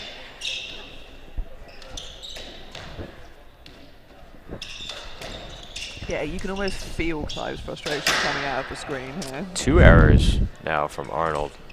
But when you're up, 8-3. Yeah, I think he's lost some concentration there. I mean, again, hard to tell by the body language because it started that poorly, but I think internally... Yeah, they're pretty stoic guys. I think I had an entire meal with them once without anybody saying a word. They might have grunted at each other or mumbled something, but nobody said anything. Didn't blame yourself for the lack of conversation. No, I thought it was amazing. I was just sitting there observing these two. They were sitting across from each other, just sort of head down, eating. And every once in a while, they look up at each other and sort of nod as if they were communicating telepathically. It's good to see the caveman isn't dead. Right side.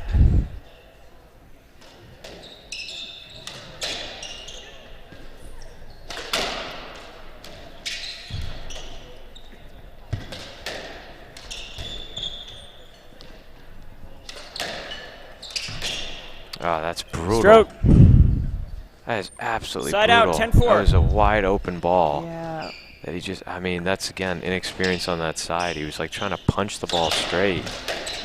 I mean, you know this, right? In doubles, you never take a hesitant swing. You're either going for touch or you're hit. Yeah, you got to come. That's right.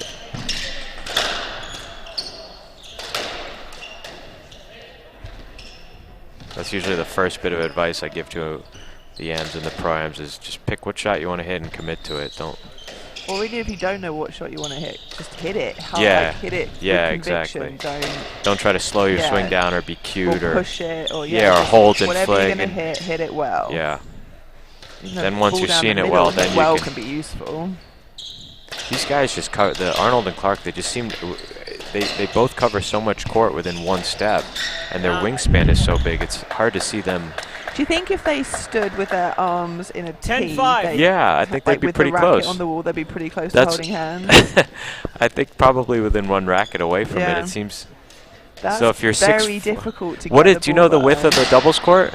And Bamber just frustrated. Greg MacArthur, feel free to let us know what 11-5. Because if those guys are 6'5", then their wingspan is at least 6'5". So we got 2 6'5s. That's what, 13 feet? Just about, a little under. Yeah. So Bamber hit, just sort of going for our standard rail, and then that's a third error. But again, they're up comfortably, and it was the right shot. Side out, 6-11. I don't know the last time Clive's been beaten this badly. He might have been 7 years old, right? He was into someone 14. He's not going to be happy. No, this was, and you know what? It was just a poor showing too. But it's not over yet. It's not over by a long stretch. Doubles is a momentum game, but I think this is some of the best I've seen Arnold. I mean, they're always solid, but they just seem they have such a purpose as they hit their fourth error.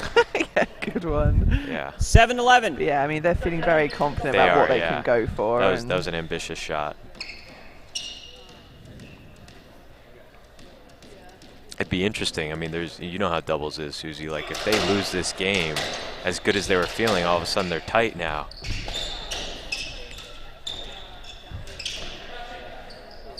Cannot possibly imagine them losing this game. But it really is remarkable. I've not seen a team combine this high up the court. Isn't that impressive? It really is. But it really, you know, we've talked a lot. They've steadily gotten closer and closer. They are to touching the front wall. Yeah. They are playing as if they are James Stout, who loves to stand 3 foot off the front wall because it's so much slower than the real game that he plays with rackets. But and look how much pressure Bamber's on. I mean, he's just every ball he's just digging to get. He's covering a lot of court here. He's covering a lot of court, but it's not just that. It's like every time he seems to be touching the ball, it's just he's fully stretched out. That's a great That's ball. Dead winner. And look, he's just shielded. That's a great spot. Right? So it's going into that gap 7-12. we talked about earlier that he was doing a better job of covering. But he's also seeing it late because you have Arnold standing right in front of him, shadowing the sun.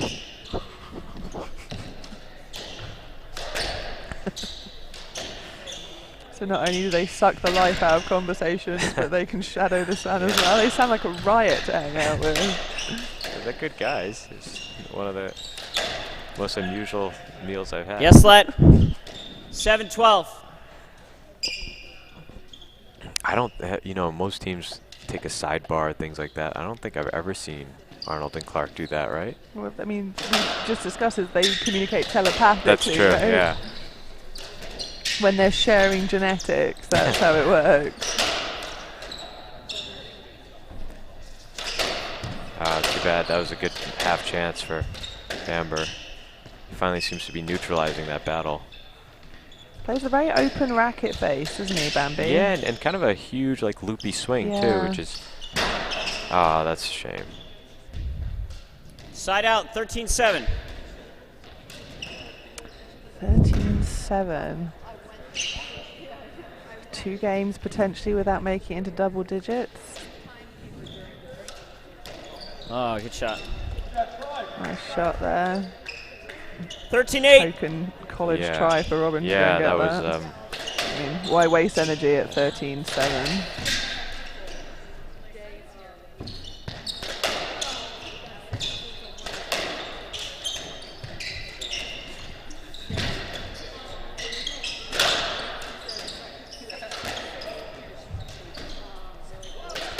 So the doubles court is 25 feet wide. We were close. So, yeah, But with the racket. Oh, right, with the racket, right? Yep. So how long is a racket? I feel like we should know this too. Yeah, no idea. I'm gonna say we should just ask them to stand there. Really. we should do that just in between games. Yeah.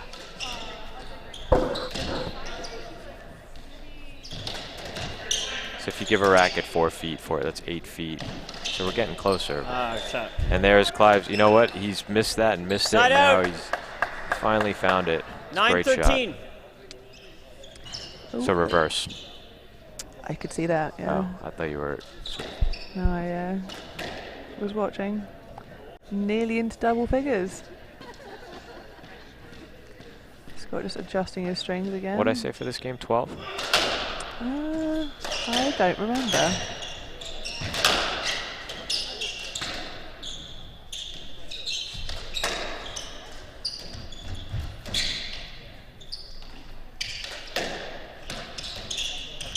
Oh, that's another stroke. Oh, that's terrible. a net. No, come on. No, that's a stroke. Oh, yep. Sorry. 9-14, game ball. Yeah. I heard Clarke go, oh, come on.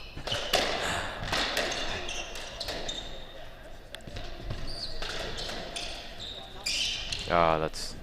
Yes, Slat. He's so frustrated, right? 9-14. He desperately wanted to hit. Yeah, I think Clive's frustrated. He is. It's a lot of movement on that left wall. It's a lot of footwork movement. A lot more than the right. You can't sort of just get away with, you know, reaching back. Down. 10-14. That's their 5th error this game. They got very casual from about, was it 8-3 or something? Yeah.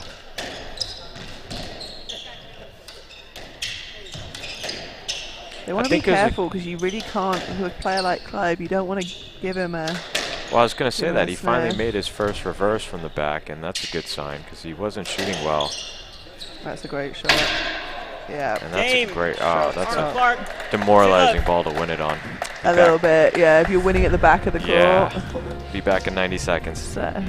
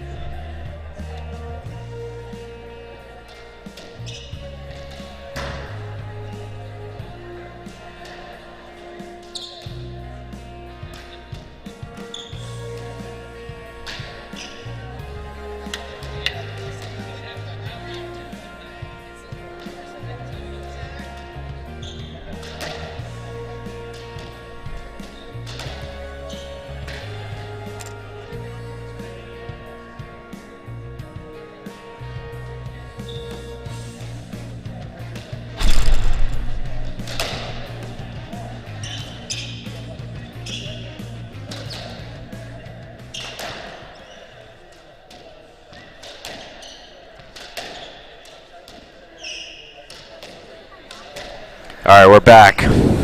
Clive, we won't tell you what he said as he came by, but he's obviously frustrated. But it's good. There isn't a TV channel around at the moment, I think, that could air what Clive just said as he came past us. But maybe he'll be fired up. I don't think I've seen Clive this fired up, so this will be. It'd be great to see him fired up. Yeah. Because I still think he's the best player on court. On this court or Yeah. any court? Usually any court. I think on love. this court. And we got another error from Arnold, huh? So they got their first lead of the match in the third game here. So Clive, Victor, your favourite players to watch? Anyone else? Who's your least favourite player to watch? To watch? I don't know if that is something I've ever thought about. Oh really? Yeah. You're just being nice, Ahmed. No, I'm not. People know me that I'm rarely nice. I love watching double squash. Clive, I think Victor Berg might be. Who's your favourite singles player to watch play? I think Ramy Ashur is probably, and maybe since he's just been injured so much, I like Gawad. How about you? Ramy, he's very cute and very talented. Haven't Yeah, watched any singles in a while, but I didn't factor in his cuteness. You're he's right. cute. How about Abu Algard and some of these new Egyptians are just incredible. Hesham, have you seen Mezan? No. Oh, these guys are I like incredible. watching the Shobagis. They're both fun to watch. I always loved watching Shabana play. Side out, Oh, 2-1. that is a bad backhand there from Bambi. Shabana is just a maestro, right? I mean, he's just incredible. Yeah, I mean, that's squash at its best, is watching, him and Jonathan Power as well is fun to watch. Except for his attitude, right? I mean, it was. Oh, I kind of love that. Yeah. Yeah, but it's a bit like watching Clive. You can't, the attitude comes with it, and it's you either like it and you find it entertaining, or you find it obnoxious. And And this, I hope nobody takes this the wrong way. I actually think, now that I think about it, one of the most boring players to watch is also the most winningest. I think Mudge is the most boring player to watch. It's funny that you say that. I was kind of 3-1. expecting you to say that. Just because he just goes methodically Yep, about his he business, is. and he's perfectly willing to just. boring is a very harsh term for it, Yeah, but it's harsh, but consistent. Yep. Yeah. He there's a reason he is the winning 3-1. is such. I hate that word. It sounds he is, stupid, right? but no, I I mean- know. I'm just saying, like, Yeah. the most successful, the most, Yeah. But winning is just. I don't like it as a word. He Just also that's just picks, me, but it's great to have. He picks good 4-1. partners that where he compliment him. yeah, where he can just sort of be out there and not have to hit, winner after winner. There's a lot to be said for consistency. Wow, that was a and ridiculous reverse from Clive. 4-2. And they have a 4-2 lead. Oh, I guess it was down. Yeah. Second serve, stops up. I never think good I have a footwork prediction when- for this game. You know what? This one's going to be the most volatile game. So I don't have a You prediction. think? Yeah. Yeah, I think we're going into You think we're going into a fourth? toys out the pram. This is over at 15-7. Oh, so you think this one's going to be over quickly? Yeah. I'll take the over on Clarke. that. I think this one's going to be a bit longer.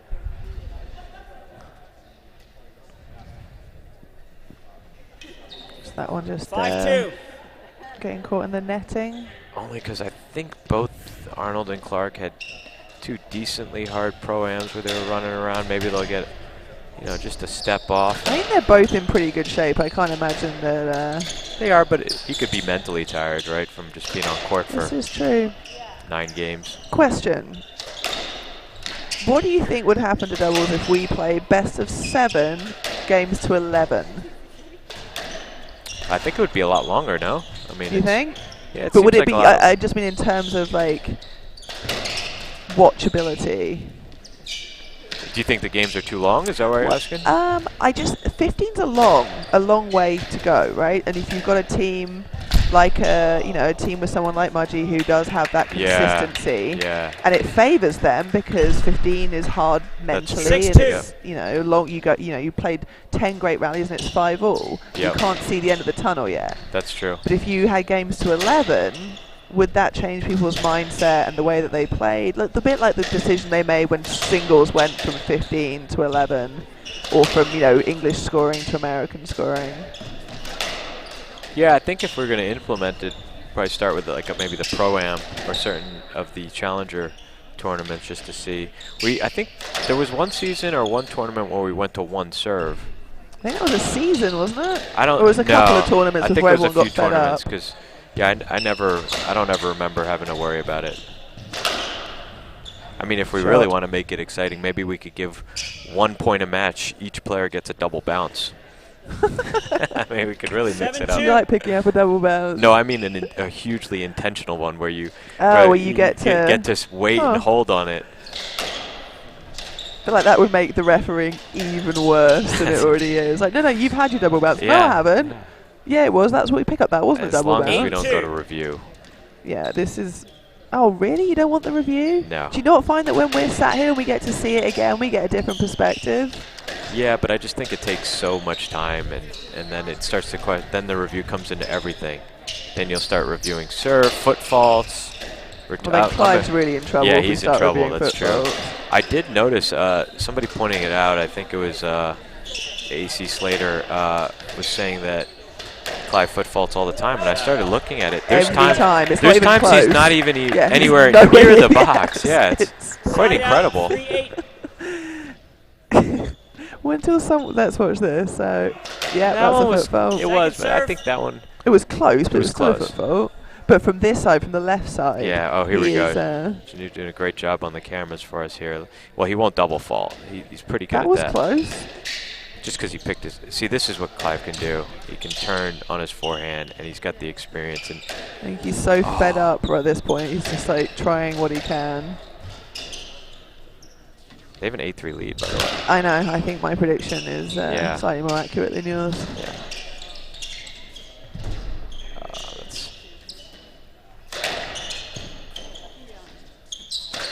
So this tournament, interesting draw it ended up as, with a lot of players unable to get to Boston in time for the start of the tournament due to the, what are they calling it, the bomb cyclone or something? Oh yeah, it was... it snowed a lot. Yeah, it snowed. It wasn't that bad. And it got a bit windy, but... First time I've seen him get passed. That was a passing shot by Bamber, which was well placed. I think I saw that one too. Yeah. We're watching the same screen. I don't know. Let's take a look at his... That's not a foot fault. He got that one in. It's the hard serve where he's so far across that he's... It's like there. That's where he does the hard serve. Yeah, that's where his foot, yeah. So he puts his foot there, and then as he reaches, he, puts his full body and his grunt into it. And he's... But I think it was only Larry Sconzo that ever called him out on it, and it, no one else is. Larry called. Well, the funniest thing was I once saw Gary Waite hit the most ridiculous serve I've ever seen, where he was trying to go for a reverse serve in. So he was serving from the left box, fired it off the front right wall to go all the way back to the left wall, and then come into the court. And it was the most ridiculous thing. And at the end of it, Sconzo called a foot fault. Bamber right. but it was out in like 7 different places, and that's what was so funny about it. Clive managed to serve out in 3 places yesterday. It was down, short, and on the wrong side of the court.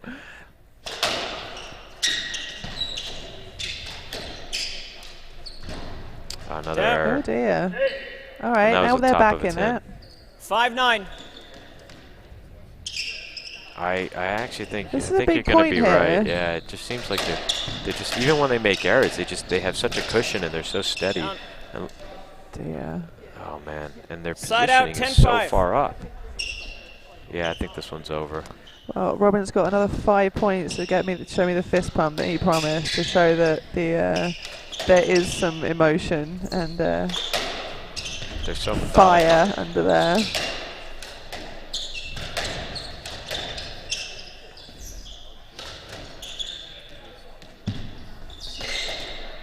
That's the first time I think Arnold's been all the way in the back of the court. You're just thinking the same thing. He has rarely moved from that position 4 foot from the front wall. And these guys are just sort of trading defensive shots.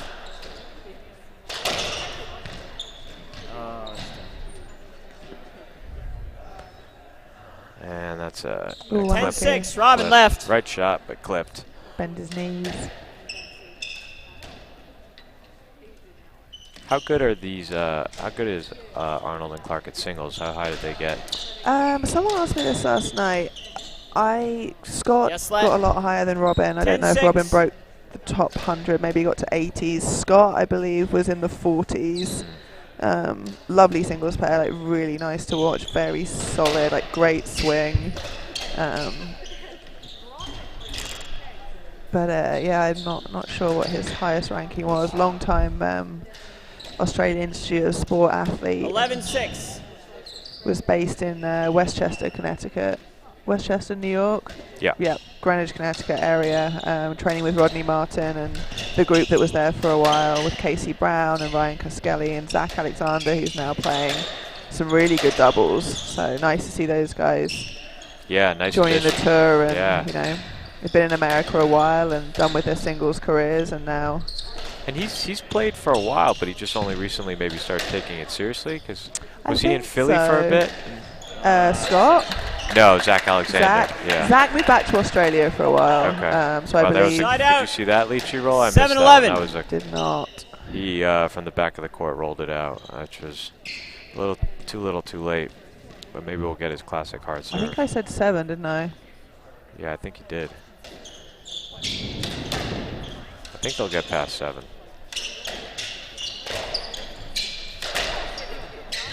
Yep. Oh, good get. Front and back. Good anticipation. So both players, both teams just missed 2 big nicks there. So Robin Clarke got to 68 in the world. Yes, let. Scott got to 54. 7-11. Sorry, Robin. Doing you a disservice there. And Leach was in the low 30s, I believe. It's Leach choice. I think, 7-11. I guess. I mean, back in yeah, the day. I asked remember. him today if he was playing with wooden rackets. When he started? Well, of course when he started. Yeah, when he but started. I mean, so I like giving Leach a lot of crap for how old he looks.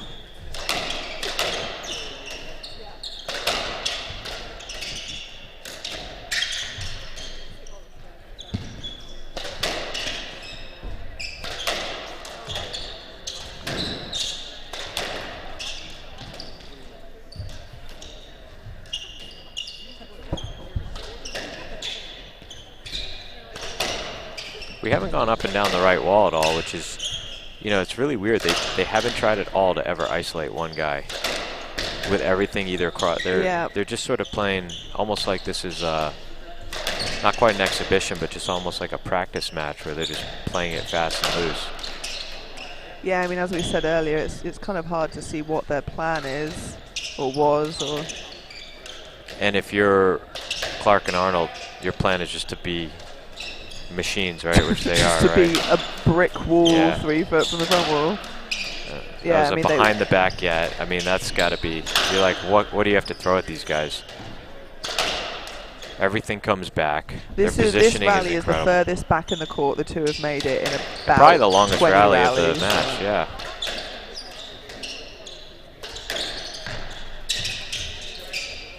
And it ends in a let. Yes, let. So just for information, Jim Bamber's highest world ranking, 244. That's, I think, him and Dylan Patterson. Maybe Dylan might have been a little higher. I think Dylan might have gotten higher than that, didn't he? Lower, meaning, better ranking. Yeah.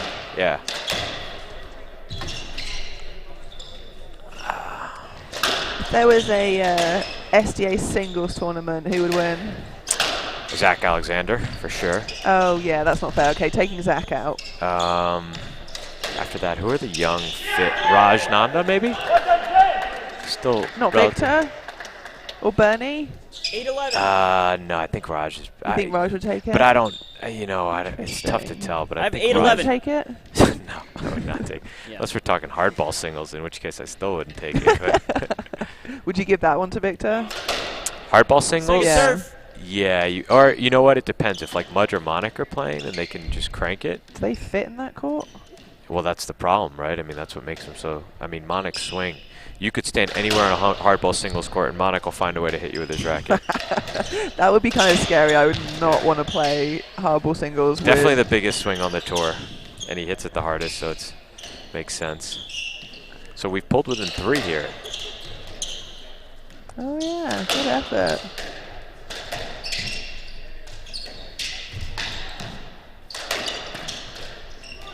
But the white team's just under constant pressure. I mean, Bamber's probably jumped like 10 times this game. They're just always in the back and jumping for balls. He needs to keep his feet on the ground so he can hit the ball.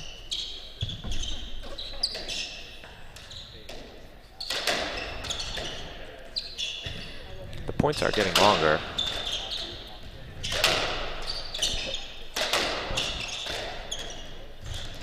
Down. Oh, clipped. Oh, And you know what? It was a great choice too. It was. That was the right shot. That was the exact right shot. That was going to be a clear winner. Oh, team talk. Oh, and that's right. Actual words. Here we go. Wow. Must be starting to take this seriously. What do you think Arnold was telling him? Just don't hit that tin there. Who'd you pick in your fantasy team for tomorrow is probably what he said.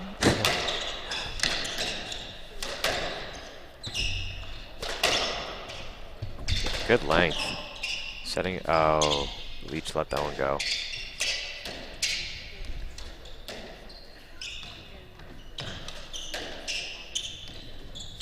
Ooh. There's a weird late cross. Good pick off the wall. It's nice to have these 3 cameras.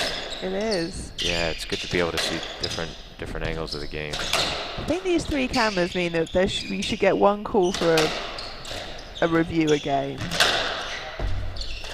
So we get to be the referees if that was the case. Like That we would could be awesome. Yeah, we get to be the person at the back. The I'd either give a no sky. letter. Everything's a no letter or stroke. Yeah, if you're going to review it, review it and get a let. Yeah, what a you're right. waste! You've made the wrong call.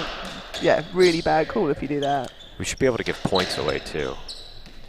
Like, stop being an idiot, you lose a point. Yeah. Quit arguing with the 3-ref system, you lose a point. It's amazing for the 3-ref system How much bad it arguing there is still too, is. though. Yeah, where everyone fence sits, right? Which is weird Yeah. because you shouldn't fence it when if the majority rules. Yeah, it's just so weird, and myself included. You know, sometimes I look back, I'll look at the tape, and I'm like, why did I call that this way when it clearly If you wasn't? weren't paying attention, it's probably because the problem with 3 refs 9-12. is that the Right, 2 on the nobody- side yeah. think that they don't need to watch the way that they do if they're the person in the middle. The person in the middle is paying attention. Second right? serve. The people at the sides may or may not be paying attention, and that's the problem with It it. might make sense to go to the 1-ref rule again, but Yeah, but then one bad ref ruins a match. yeah, that's true.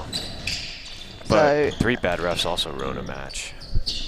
but at least it's 3 of your peers, you know. Yeah. Oh dear, Bambi's down. Yeah, oh, that's a stroke. What are you doing? Oh, he just couldn't pick it off the wall. 10-12. Ooh. Stroke. 12. Clive just checking that he was Arguing. getting that point. 10-12. Yeah, arguing with the stroke for him.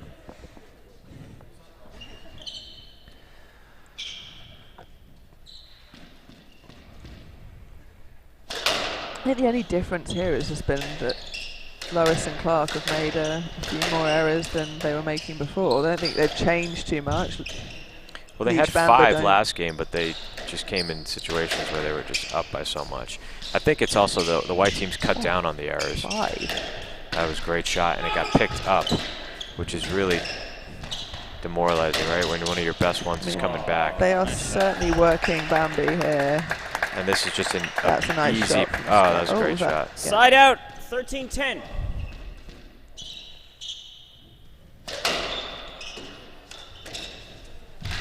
Not up. Look at Clarke. I mean, that, Can we see I that can't tell again? you. The 13-11. reason that I think that was so impressive was because the spin coming off that serve, off that, when it hits It the was back wall, absolutely and then he brilliant sort of shot. top spins it in. It happened so fast, I think we missed the review, but that was really impressive.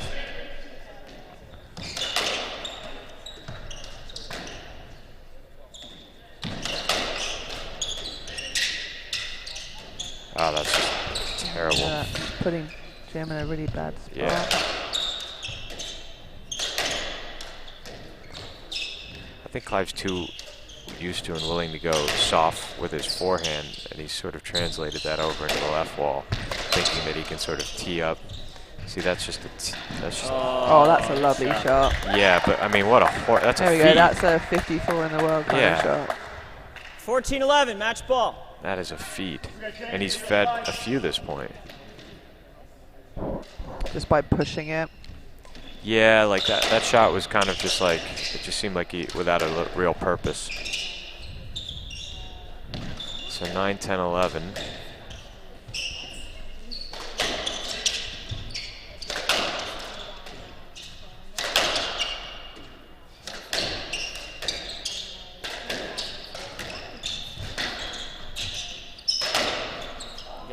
Match. Yeah. Clarke Arnold. 9, 10, and 11. Really impressive stuff. Yeah, he's still too wide.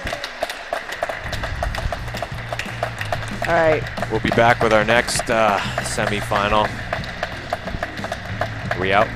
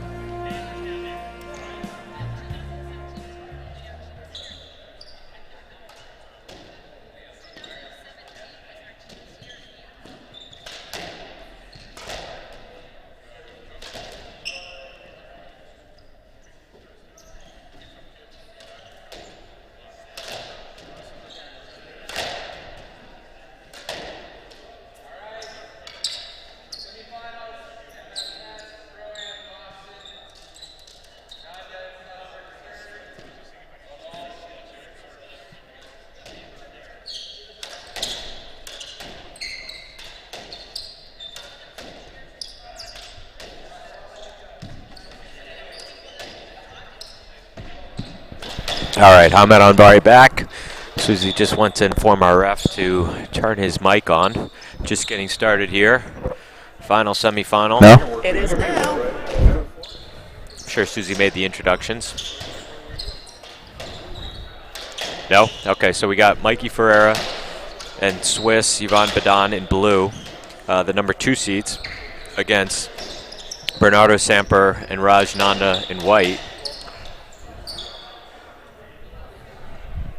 Yes, let one love. Everyone except for Raj played at Trinity.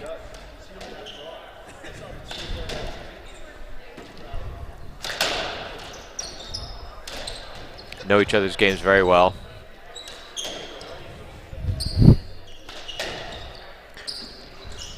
Bernie, one of the most talented athletes.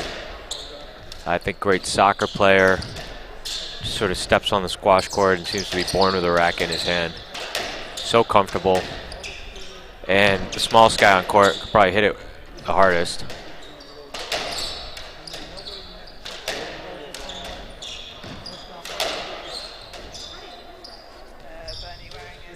Oh. Calf strap there. I think the Briggs Cup was a bad tournament for people's ankles, it sounds like. Did he turn his ankle too? Yeah. They One need of those 3. high tops. I didn't see. I mean, Is you that a might lot? be onto All right, something. but I don't see it catching on, but you might One have love. a point in terms of the ankle rolling. Or it's just that everyone's getting old. Bernie's so quick. How old is he? You know how old Bernie is? He is He's the pretty same young age guy. as Swiss, I think. Is he? Okay. He's like see. 35. Yeah, the tour is getting older. He just never looks like he's under any pressure. He does have a very laid-back demeanor. The only one probably more laid back is Sean Johnstone, I think. I've played with him a few times, and the guy just seems like he's doing like a singles exhibition. oh. Oh, hello. Caught that. That was beautiful. 2 love. Lovely shot. And bosh. Shot, Bernie. Raj played a lot of really nice volley drops yesterday in their Yeah. match against And John out. Roberts and Graham Bassett. 1-2. It's classic Mikey. Off the serve, winner. If you don't hit a side wall or you don't serve it well, it's going to be a winner. Or 10. Yeah. He's pretty good with that. I think he hits a lot more winners off the serve than tins. Mikey 2 finding a off. good spot there on Raj. He does like to go up the middle. Swiss staying out the way of that one. Raj had, I think, two 2-hour pro-ams today. Yeah, he's been on court He's for a while Long today. time. Yeah. That's a lot of squash. Yeah. A couple match balls against in the pro-am. And Certainly a lot of squash when you don't hit that many balls. yeah, well, in the pro-am, it was he was doing a lot of up and back running. He was doing a lot of covering. 3-2. He actually came off court and told me, he goes, I'm going to be dead tonight, but he had 5 hours. I think he's up for it. I like this matchup. I think this is going to be a great match. I think it'll be good squash. I hope everyone keeps their tempers. And I think as it gets closer, it'll get heated, but I do think the quality will be pretty good. Raj, as you said, he's just got such a steady volley drop. His racket preparation is so, like, it's just such a small, steady swing, and he's really coming to his own with it. He's pretty good at that. That's the shot. I mean, he just clipped the top of the tin, but his prep, you just don't know which way he's going to go with it. Sorry, 4-2.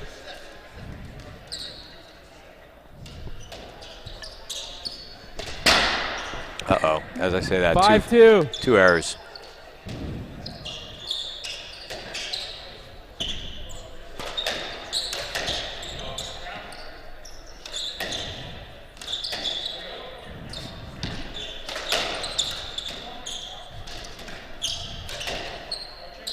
Out of court. 6-2. Bernie fires a whirly bird out of court. What do you think of that Philly shot, that whirly bird? You know the one I'm talking about, front wall, side wall? I think 7-2. if you play it wrong, you're in trouble. It's it's a very blatant stroke because it's incredibly dangerous, and you're going to take a ball to the face if you're not careful. But played well, it's a great shot. I think it's underutilized by a lot of players. Underutilized. Yeah. So it's a pet peeve of mine. I really don't You like hate this. it? I hate it. Why? 8-2. Because I think if you hit it perfectly, you might get a back wall boast. And if you hit it wrong, like you said, it's just a terrible shot. I mean, it is a terrible shot if you hit it poorly. The only one I know who plays it quite often and pretty well is Mudge, and he does it sort of more defensively. So I don't mind it as a 8-3. defensive shot. But Oh, as a- okay. Right So, yeah, side. I'm not talking attacking. Yeah, I used to, when I first started playing doubles, I'd get up there and have no idea what to do, and I was like, hey, this is a good shot. And somebody pulled me aside and he said, don't ever hit that again. And Clyde plays it well. It's Yes, I slide. just there's something about it. It can't win the point for you, or very rarely can win the point. It get you a back wall boast, but I'm not a fan of shots that can't win a point. Not every shot's a winner, man. No, but every shot should have the potential to be. Oh, that's nonsense. How do you play? And I don't out. think you With play that well, but I'm mentality. pretty sure you don't play with that mentality. That's an 8-year-old's mentality to squash. It's pretty much where my Is that your maturity level? yeah, I think you've pretty much found it. Young teen, maybe. Maybe you should team up with Bambi. That's a nice roll. 5-8. corner. I think we just run into each other.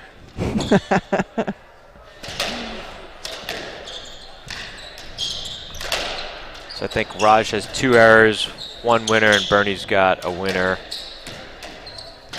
Mikey with a winner, and Swiss sort of just doing what Swiss does, pound the ball. Should I into get the you a piece of paper and a 5-9. pen so you can No, keep a tally? It's far more. No, that's far more fun just to Yeah. attempt to do it mentally. Do you keep a mental tally when you're playing? no, I don't. I should. probably should. Yeah. Yeah. Much more useful then. I'll keep a mental tally of my partners. That only works if you Yes, keep one of lad. your own, because then you can say, well, I hit 5-9. 5 winners and 2 errors, and you hit 7 errors and 1 winner. So I've had Be this that guy. discussion before. I don't think all winners or errors are created equal.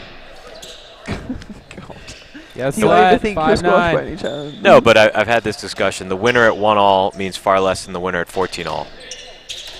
Agreed. And so that's why I think those numbers mean nothing. If my partner tells me at 5 winners and I only hit 3, well, if the 3 I hit were at the last 3 points, then that's worth far more. But you wouldn't have gotten there if he hadn't hit the ones before. That's not true. How else Not would up. you get there? There's many other ways. Just because he hit a And winner out. doesn't mean that 10-5. it's really 10-5. Wow, this game is going super quick. Oh, come on, Hannah, pay attention. I mean, it doesn't seem that one-sided, but I guess it's just... I mean, there have been a bunch of errors from the white team. And Again, you can sort of just see who stands. Swiss stands pretty far up. he does. He takes a much better position on the sideball than Jim Bamber in the last Yeah. matchup. I guess that's again experience and.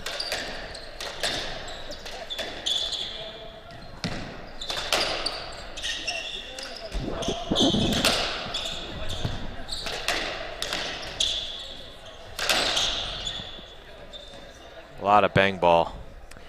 And let's see if Good this game is of a Star let. A Wars. No swing, let. a miss, and I think that is going to be a let. It's the call's a So no I let. think the rule is, oh, they're calling it a no let, which makes no sense for me.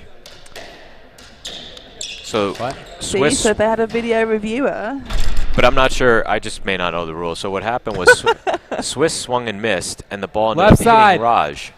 But Mikey was 10-6. sort of back there. Here, take a look at this. So Swiss, unless they're saying he made contact, swung and missed, and the ball hits Raj. I don't see. Yeah, that's a let. I don't see how that could be a no let. 11-6. You think because Mikey was going to play that? But even if he It's wasn't, unlucky. the ball was still live and in play. It'd be like hitting what you think is a winner and picking it up after 1 bounce. Mine. Right? Yeah. I'll- Oh, you're I'll nowhere take near that. it. You're nowhere near it. My point.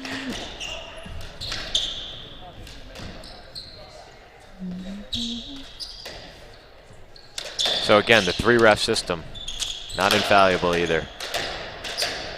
Good cross-court battle between Swiss and Bernardo.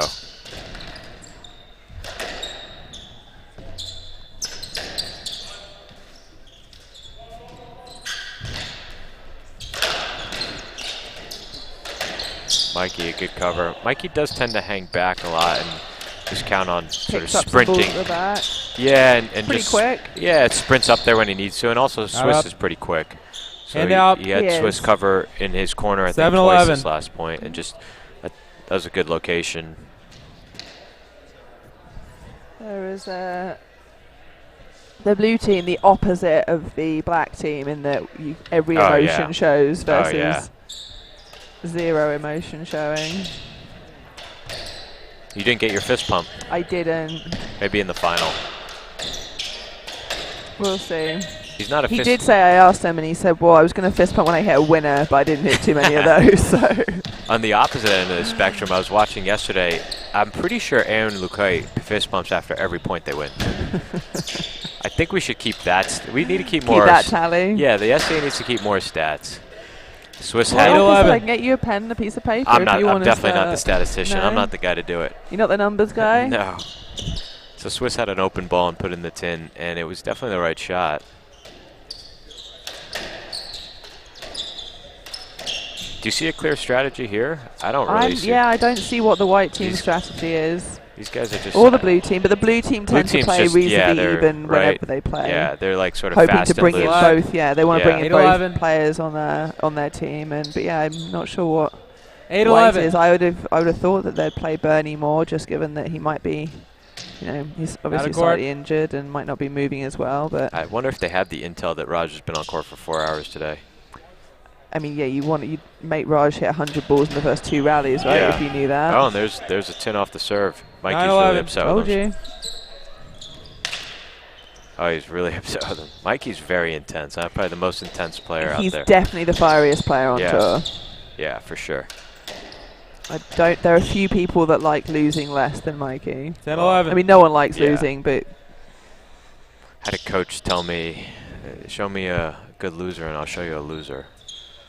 yeah, I don't know that I agree with that sentiment. I don't know that I entirely agree that you could be a gracious loser, Yes, but not you a don't, good. no one yeah. needs to like it, Yeah. but you can win, in a gracious manner Yeah. and a sporting manner, and lose in a gracious and sporting manner. Who gets the award in the SDA for the most gracious player? I have my pick. Honestly, I would probably say Damien. I think Most that he gracious. is- Well, 10-12. when on you win. court, 12-10. on court. Yeah, when you win everything, yeah, that doesn't But just count. generally, like he, he on the losses he's had, he's not, there's never, and he doesn't argue with the ref. There's no, I think the way that he conducts himself on court is exemplary. Yeah. Hand out. And I think you see that with a lot of the top 13-10. players. I'd say the same thing about, Rami and the guys that we talked about in the Yeah, singles tour. 13-10. They Yeah. conduct themselves. For sure. The call, like I said, the calls on the PSA Tour are getting really harsh. They had some issues to deal with. Did they? Well, in terms of 11-13. people playing 13-11. the person and not the ball, I think. Yeah. Which they've now addressed, and I think that's important. I think it's done a lot for the game, They've and it kinda- makes it much more watchable. Yeah, they've taken it to a really harsh level. For me, it seems like if you hit any loose ball and the guy's moving towards it, it's a stroke. No matter how good a shot is, if it's loose at all. Shot. That's a great shot. And out. That's Raj, yeah, standard Raj. I was going to say Greg MacArthur. 12-13. He's one of the nicest, most gracious people to play against. Oh, really? Yeah. I mean, he's one of the most skilled players as well, which is always nice to have the combination of the two. But lovely bloke off court. Haven't James played that Stout's much pretty with good him. at calling his balls up and down too. I think he's pretty gracious. It's a very Very fair gracious team. team, Yeah. Yeah, I know they both get very irritated by people that don't play that way, which would, Yeah. I guess when that's the way that you play, it would be very frustrating to not think that Sure. people hold themselves to the same standard. So we've snuck I think I'd within say one JR here. as well. Yeah, JR for sure. I don't really count the top guys as much just because they win. They're pretty much in the final. Easy to be a gracious winner. Well, when yeah. Fair Yeah, enough. Fair absolutely. enough. If I hit 15 winners, I'll be super nice Bobby to my... Burns. Bobby Burns is a great guy, yeah. Did 13 Mikey? all. Oh, wow. Mikey's... Racket error. Right that's, side. That's classic Mikey. Wow. No, it wasn't racket error. He was going for a reverse. So 13 all. And I got to say, if they lose this first game, that's really... it's such a game of momentum, right? I mean, they were up It 10-5. And look at that. He caught the crack, and it went straight. That is Wow, that is brutal. So lucky. That is so frustrating. Oh, and it was yeah. such a, it was Sorry, like Rose. 3 feet up. 13-14, It was game such a ball. Do you sitter. say sorry for that? You do, because that's just, I mean. Do you though? Because you're not actually sorry. No, I don't say sorry. I say lucky. Okay. That's so what it was. I don't say sorry. Because I don't like it when people apologise. Yeah, for I don't shots like either. that, because you're 'Cause not sorry. But you can If you're admit sorry, that it you wasn't. could just hand me, serve the Right. ball, serve If you're 2 balls sorry, down. Yeah. Exactly. Give me the point. But Yeah. But I say lucky shot.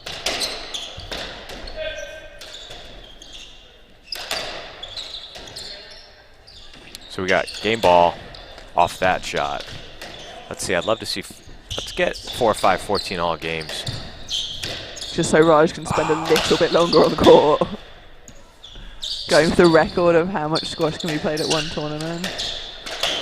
So if I had my guess, I'd say Mikey will go for it first chance he I'm gets. going Swiss racket error. No, that's a bad bet. Raj 10 or Mikey winner. Yes, slut. $1 bet. 13-14, game ball. Are we allowed to bet online? Probably not. Sorry, Graham. It's going to charity, don't worry about it. Now, what's going to happen if Bernie hits a winner and It's a push? If Bernie Double or nothing on the next Yeah, point. nobody got anything. Yeah, sorry, Bernie. We didn't know. We Oh, didn't count the Mikey. idea that you might. Wow, that was dangerous Yeah, play it over was both. dangerous. There it is. He went for it.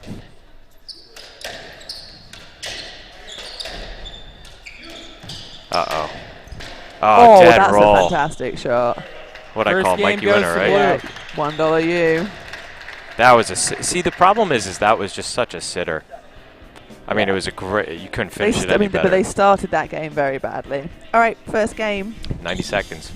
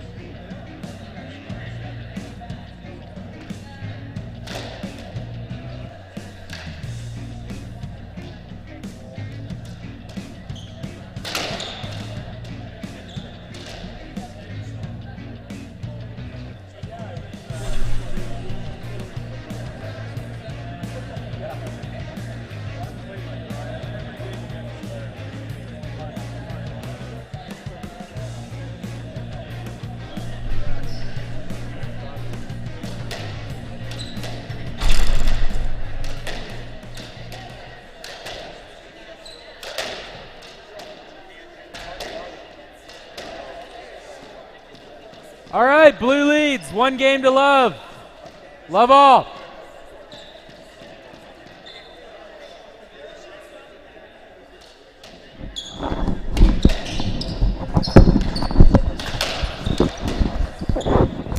Out of court.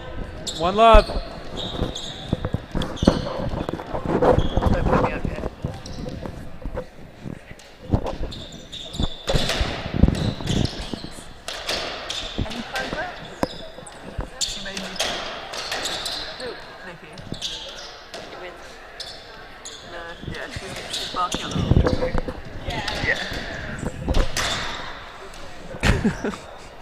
All right, game 2.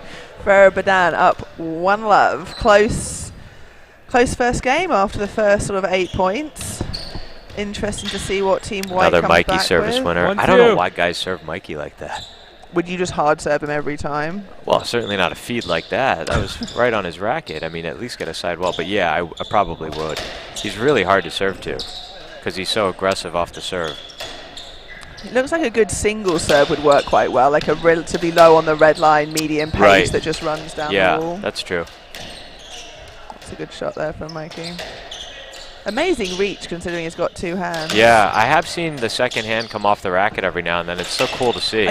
We were discussing this. I don't think he actually hits with it. No, it's just sort It's of a guide support hand. system. Yeah, It's like his squash blankie. yeah, that's right. Although that one looked like he did. Yeah, he But gets. it's the wrong way round as well. Yeah, I don't So pay too. I've never looked at it too closely. Oh, that was an interesting inside out. That'll frustrate Raj. Yeah. What's the call? Was that a let? Didn't ask for a let there. Was though, that a did he? let or are we I playing? think it was All by right. him. 3-1. 3-1 is a score.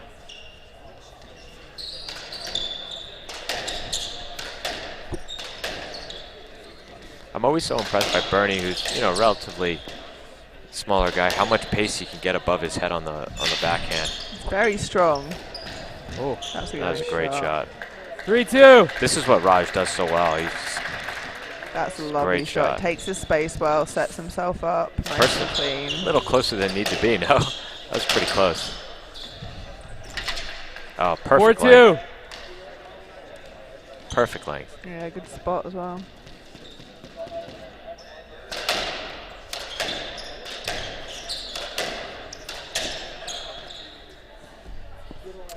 Congrats 4-2. to boys for wearing two colours that make Same it style. very easy to tell them apart. Same with the last match actually. Yes, let. 4-2. That was a very good let. Oh, and Mikey serves out an ace. 5-2. And on the flip side, you kind of got to volley that hard serve from him.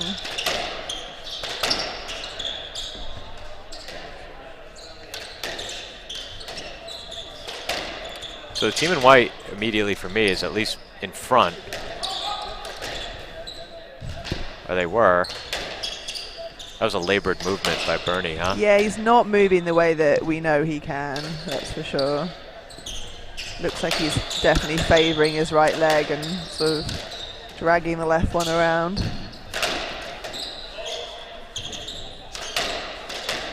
But Raj can cover a fair amount of court if needed, so...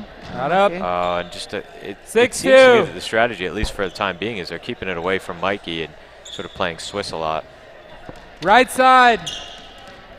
It's tough though, because Swiss is pretty solid when he decides Yeah, to it takes a be long a time. sponge, yeah.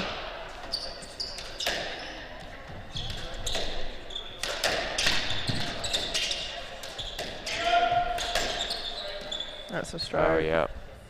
Stroke. Eye roll from Mikey.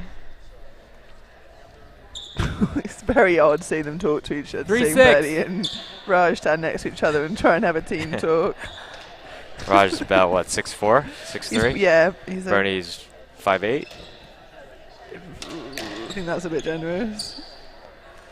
Was that a 3-7. winner off the serve again? And you Yeah. kind of, after you hit the stroke against him, you know he's going to go, like, 100% chance he's going to go for it off the Oh, serve. really? Oh, absolutely. And Raj just teed it up once again. Which is weird, because the one time I played with Raj, he was trying to tell me how to hit my first and second serves. Yeah, I don't think he's concentrating on his serve at all. Injection of pace. Which makes sense, right? You're up 7-3. Why do anything else but Put make the him pressure yeah, on. make him hit a winner.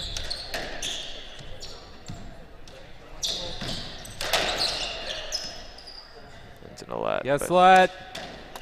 still 3-7. seems to me the advantage is Left to side. Mikey and Swiss. For a brief period, we had the white team standing in front of them, but then they still managed to lose that point too.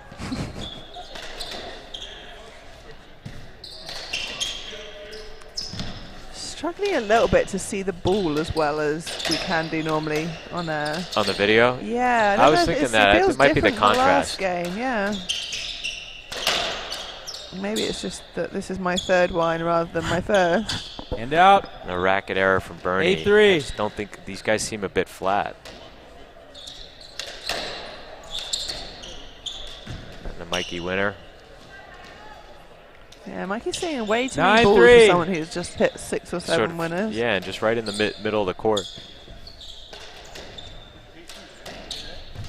All right, so if you could make one rule change to doubles, what would it be? The rule change to doubles. I'd have to think about that. Do you have something in mind? Like, I think it would have to do with the sort of, like the way people, it would have to do with the lets for sure. Like the way you clear for each other, and what is and isn't. Yeah. Yeah. Would you like to see strokes not just on yourself? 10-3. Yeah, I think that'd be, look, I'm not a big fan of strokes in doubles. I think it has to be really obvious, and too many of the singles guys give away strokes. But I do think instead of a stroke from hitting the ball back to yourself, a stroke for being in the way at a critical time or in the wrong place. This game is over really quickly, and these guys haven't even really said 2 words to each other. Bernie in. That was a great spot. You think that they would just sort of take us, because this game it's about to be 2-0, and you want to be on court a little longer, so maybe take a minute and have a sidebar. But what rule would you change, Raj? That sounded like a 10. I would lower the 10. 12-4. Lower the 10. It's actually lower than a softball 10. It's pretty low. Yeah, I'd lower it more. That's not really a rule. That's like a court change. And out. 5-12. Yeah, I'd take it down 2 inches. That's a lot. Yeah. So much shooting there would be. It'd be great.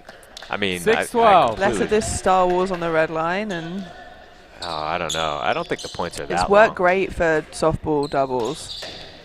Sure, but if somebody hits a good reverse, it's pretty hard to pick up. And then if you lower the 10 2 inches, it's going to be impossible. You have to give the defense a fighting chance. What's Mudge going to do?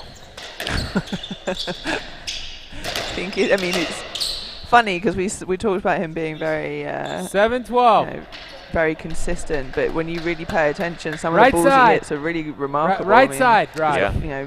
Great reverse. I think he'd just adjust. I don't think it'd be a problem for him.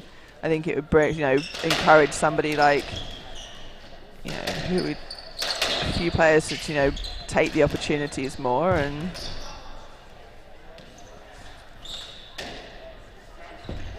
Oh, weird. Oh dear. What just happened there? I think it 8-12. Did catch the net. Yeah, it it caught the did. net. Kind of a lazy movement back there, right? A 12-8. Well, I think he thought it was, He was going to come off bigger. Way off. And Raj, yeah, oh, man. Bernie's struggling, I think, movement-wise. 8-13. That's a shame because that was a gettable ball. Yeah, they've done all right to get to 8, considering it was 11-3.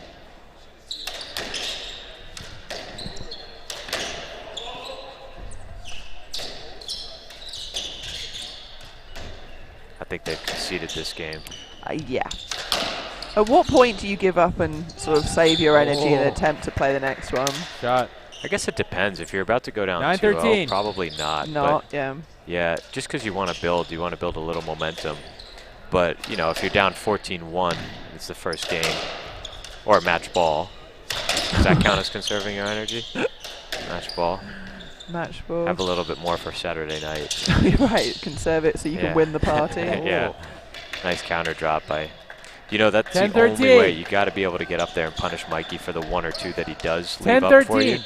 And hold on. leave it up there. Yeah, and counter drop because he doesn't leave too many up there. He'll either hit a 10 or an outright winner. But if he leaves 1 or 2 up there, then you got to be able to. Don't mind the distraction of it. It's just Nicky Todd doing cartwheels. 14-10 game ball. Squash courts. And Mikey, another winner off the serve. And now the worm. Oh, that's actually really Nicky's good. party piece. Be a bit more interested in this game. Do you want a chance to win your $1 back? Yeah, go on then. So You're going to call Mikey winner? No. I'm going to call... Raj error? No. I'm going to go with the new one. I'm going to go with... do we have a broken ball? Oh, that's the worst. Oh, it's a stroke too. And possibly a broken ball. If it's a stroke and a broken ball... No, it can't be a stroke on a broken ball. A broken ball is a replay of the point. Ball's We have good. a main fan in the crowd. 14-11. We are quite 14-11, left side. Ball's okay, so the stroke counts. So, Left side, well, you lost. second You can man. pick. 14-11. I pick Raj Tin. Rajton. Okay, fair enough.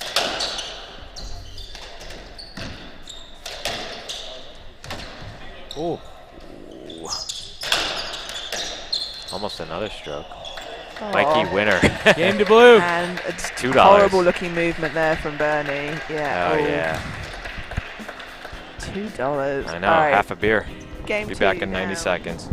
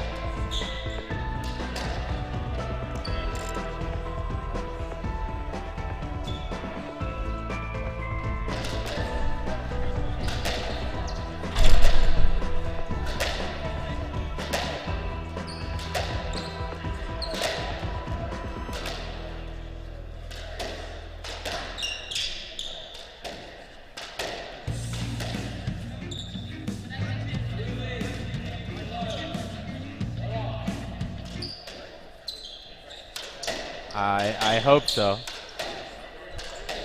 Yeah, we got one. Hopefully it's, if you want to check real quick. Just make sure it's a new one. Ooh.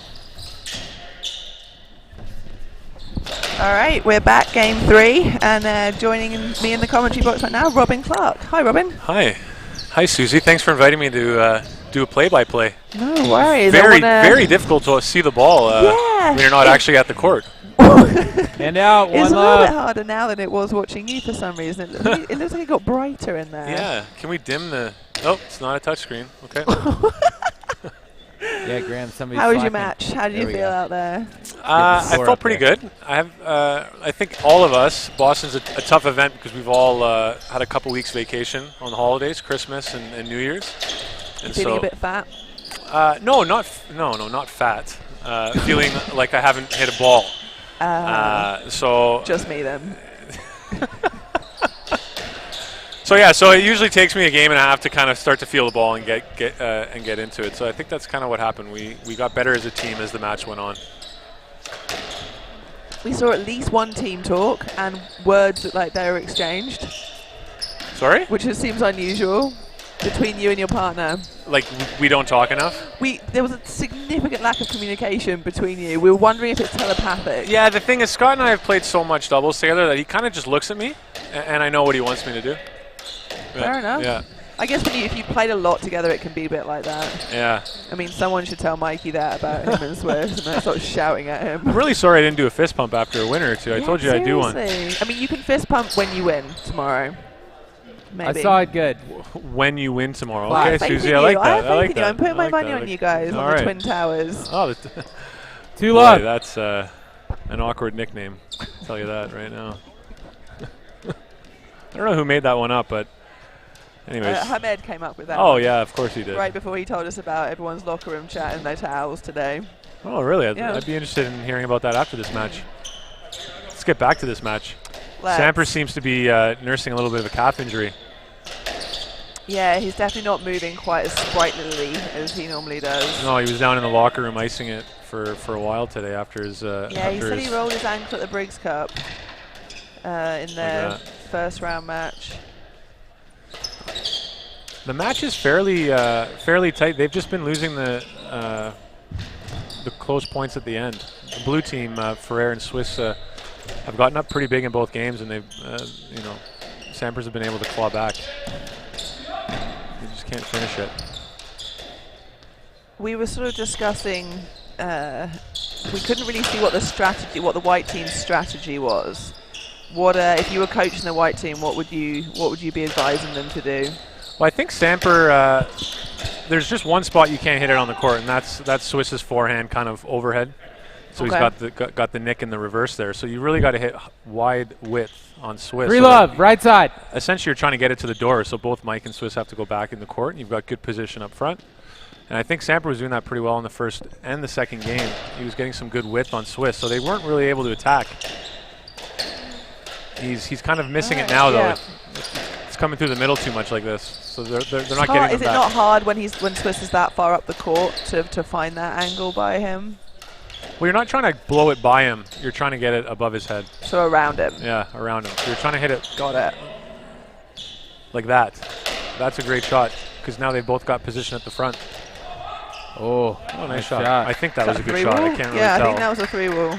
Four love. I mean, I still couldn't see it, but it was a side wall, front wall. So, and 4-0. All right, so maybe we've got a game here. Hey, this is good. This is good. I'm excited. I made Leach ref for me. Perfect.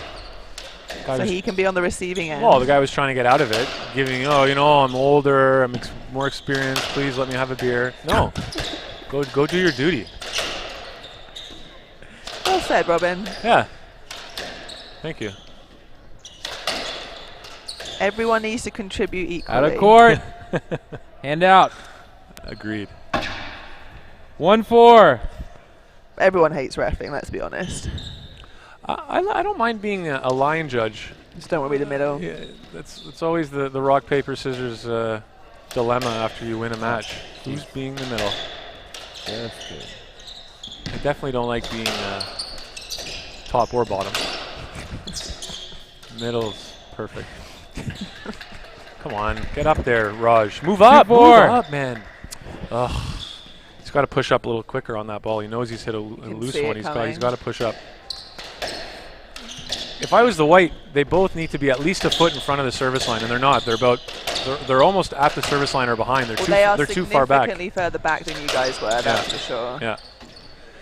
The key is not getting beat short. So when you get the ball deep, if you push too far up in the court, if they put a ball above your head, that's fine. Your partner's going to get it. The key is to not get beat short. And you say that as one of the twin towers. Like, Bernie is not a tower. Yes, let 2-4. So do you position differently if you're playing with somebody a bit shorter? That's a let 2-4. Bernie? Well, for Raj, so Raj is hanging back. But who's Bernie? Sorry, Bernardo. Okay. Sorry, you gotta be a little more. Okay, yeah. Mr. Samper is not a tower like yourself. So does it mean that Raj positions himself slightly differently than if he's playing with you? No, it would make no difference because even if Samper moves too far up the court again, he's going to be able to break every ball. He's going to be able to volley every ball that breaks at his body, and if it goes above his head, Raj is in a perfect position already to take his shot. Fuck, it's hard to watch the ball. Sorry about the Canadians. we're friendly, but we've got a filthy mouth. Filthy. Reverse. That's a good shot. Out of court. Good fist there. pump from Raj. 3-5. This is for the Boston. MFS. MFS Boston Finals. Now both Mike and Raj have a tendency at times, and there it is, to lose focus a little bit, make too many mistakes. Yes. And so if I was the white team, I know Samper is struggling right now, but I would try and keep the ball in play as much as possible, because Mike is known to kind of go on a 2-3-4 error kind of rampage. Rampage? Was that the right word? I don't know if we can rampaging errors. I guess, yeah, you can rampage with errors as well as you can with winners. Sure you can. I like rampage. All right, we'll go with that. But you're right, he is known for a string of errors, perhaps. That's a good word. But he's also known for a string of winners, so it's very different. That's a great shot. I still think Samper can do a little better job at getting the ball over Swiss's head right now. Swiss is kind of standing pretty far up the court and blasting balls at him, so he needs to just slow it down and get it a little more height and width. Height and width. That's it. Height and width. Height and width. I'm going to say that again, folks. Height and width. There you go. Height and width. There you go. Get Mike at the back. Uh-oh.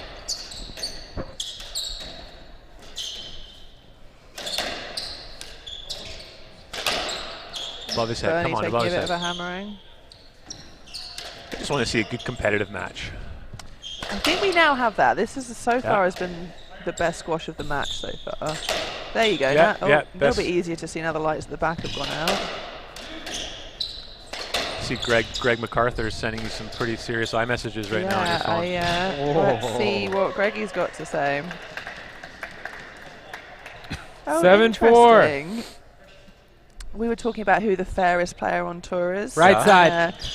Hamed said Greg MacArthur, and Greg MacArthur is saying Ed Garno, which I think is a good shout. Ed Garno is a legend.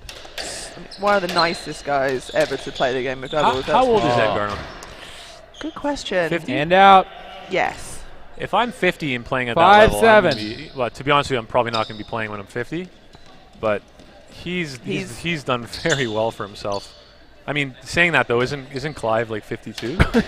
So I guess like in reference, Clive's done really well for himself as well. Ed Garno is remarkable, especially coming so late to the game. I don't think he took up squash in his 30s. But I don't think Clive's 50 yet. The first time I played Ed Garno was, I think, in Cleveland at the Tavern Club, and it was one of my first tournaments. And someone was telling me, "Oh, you're playing Ed Garno. He's like 50." And I was like, "All right, cool. Like this will be a nice, good warm up." Man, that guy can hit the ball and move. He can. Oh, yeah. Much better doubles player than I am. Great athlete. Up, up, up, up, up. Oh, I got to push up, Raj. Out of court. I think you got it. Oh, no, you didn't. Nice call. There you go. Nice 7-6. to see someone call their own ball. Sorry, 6-7. Raj in line for the fairest left player side on tour. I actually haven't watched Raj play enough. 6-7 left really side. Comment. And so I don't know. You'd have to answer that.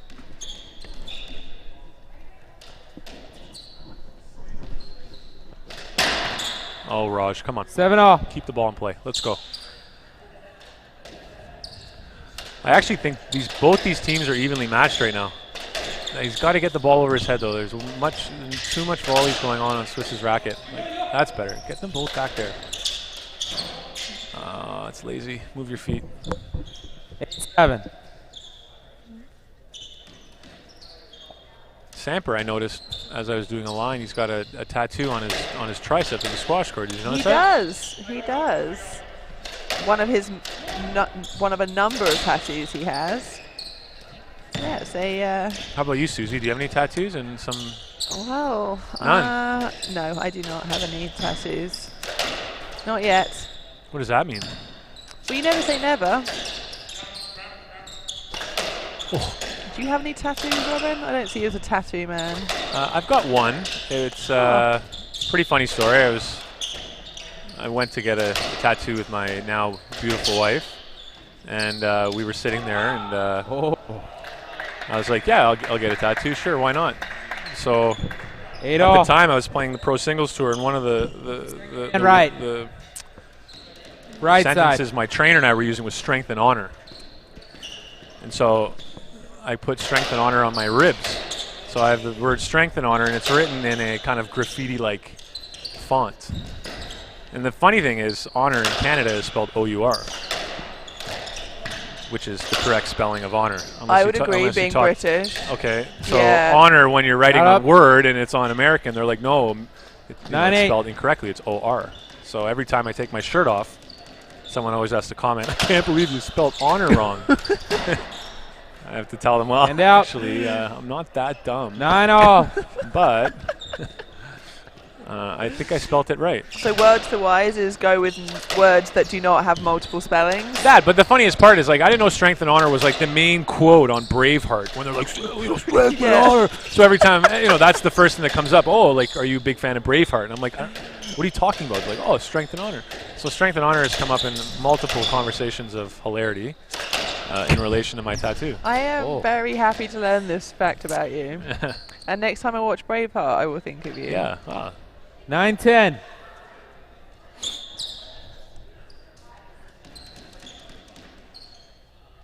Nine. Oh, 10-9.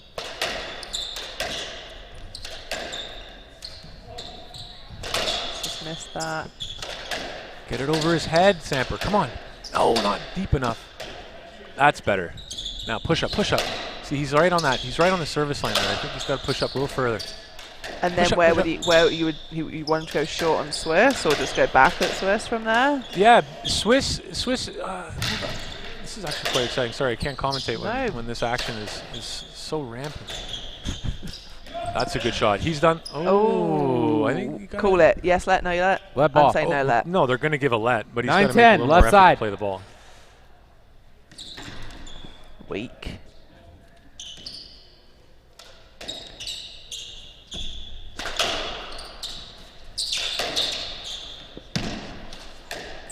Straight drop. Reverse. Oh, that's a good ball though. That's it. Push back, push back. Oh, he hit it. Call a let there. Push up, push up. Go. What happened there? Oh, I think he got his foot stuck there. Right there. Oh, that's unfortunate. 11-9. That's gonna upset Raj a lot. Sorry, I'm spitting on the screen here. Get a bit closer to it. I feel like we're getting a insight into how your brain works when you're on court. Just gotta hit. Is there a constant monologue in your head, like, hit this, move up, get it? I'm usually quite frustrated with myself because I'm not hitting my spots as well as I'd like to. But that's my goal. My goal is to get my opponent to the door, essentially. Okay. Get them back, have good position. But you're right. Like Scott and I all obviously have an advantage of being really tall. We can leave a lot more balls. Right. And so it eliminates a lot of the pressure on those hard breaking crosses. And it's a lot harder to hit a decent length over your head that's not, 4 foot off the back wall and opening up the court again. 12-10. I feel like doubles is a big people's game. There's a certain advantage to being a large human or a large mammal like yourself and Scott are. And myself, I guess. Not a small mammal. Yeah, I mean, we would look back at that's actually pretty. It would be interesting to see the stats on the top doubles players of the last 20 years and how many of them have been under 6 foot. The number is going to be close to 0. Yeah, 2. 13-10. Price is 6 foot. Is he? Mm-hmm. He's also a large mammal, so he kind of fits that description. Was a large mammal. Who are you thinking about? I'm thinking about JR and Clive. Oh. Clive's under 6 foot? 14-10, match okay, ball. So yeah, JR and Clive. Yeah. JR is definitely under 6 foot. JR is probably not even 5'8". But he is certainly one of the most talented and successful players of the last few years. Yeah. Well, that was a good match. It was a good competitive match, but in the end, Mike and Swiss were just a little too steady for team in white. I feel badly for Samper. He was clearly nursing an injury there, but agreed. So you will face Swiss Ferreira, Badan Ferreira tomorrow at 1:30. I think so. Looking forward to it. Women's go to final bed at early. 12:30 and men's final at 1:30 tomorrow. We will see you then. Good night.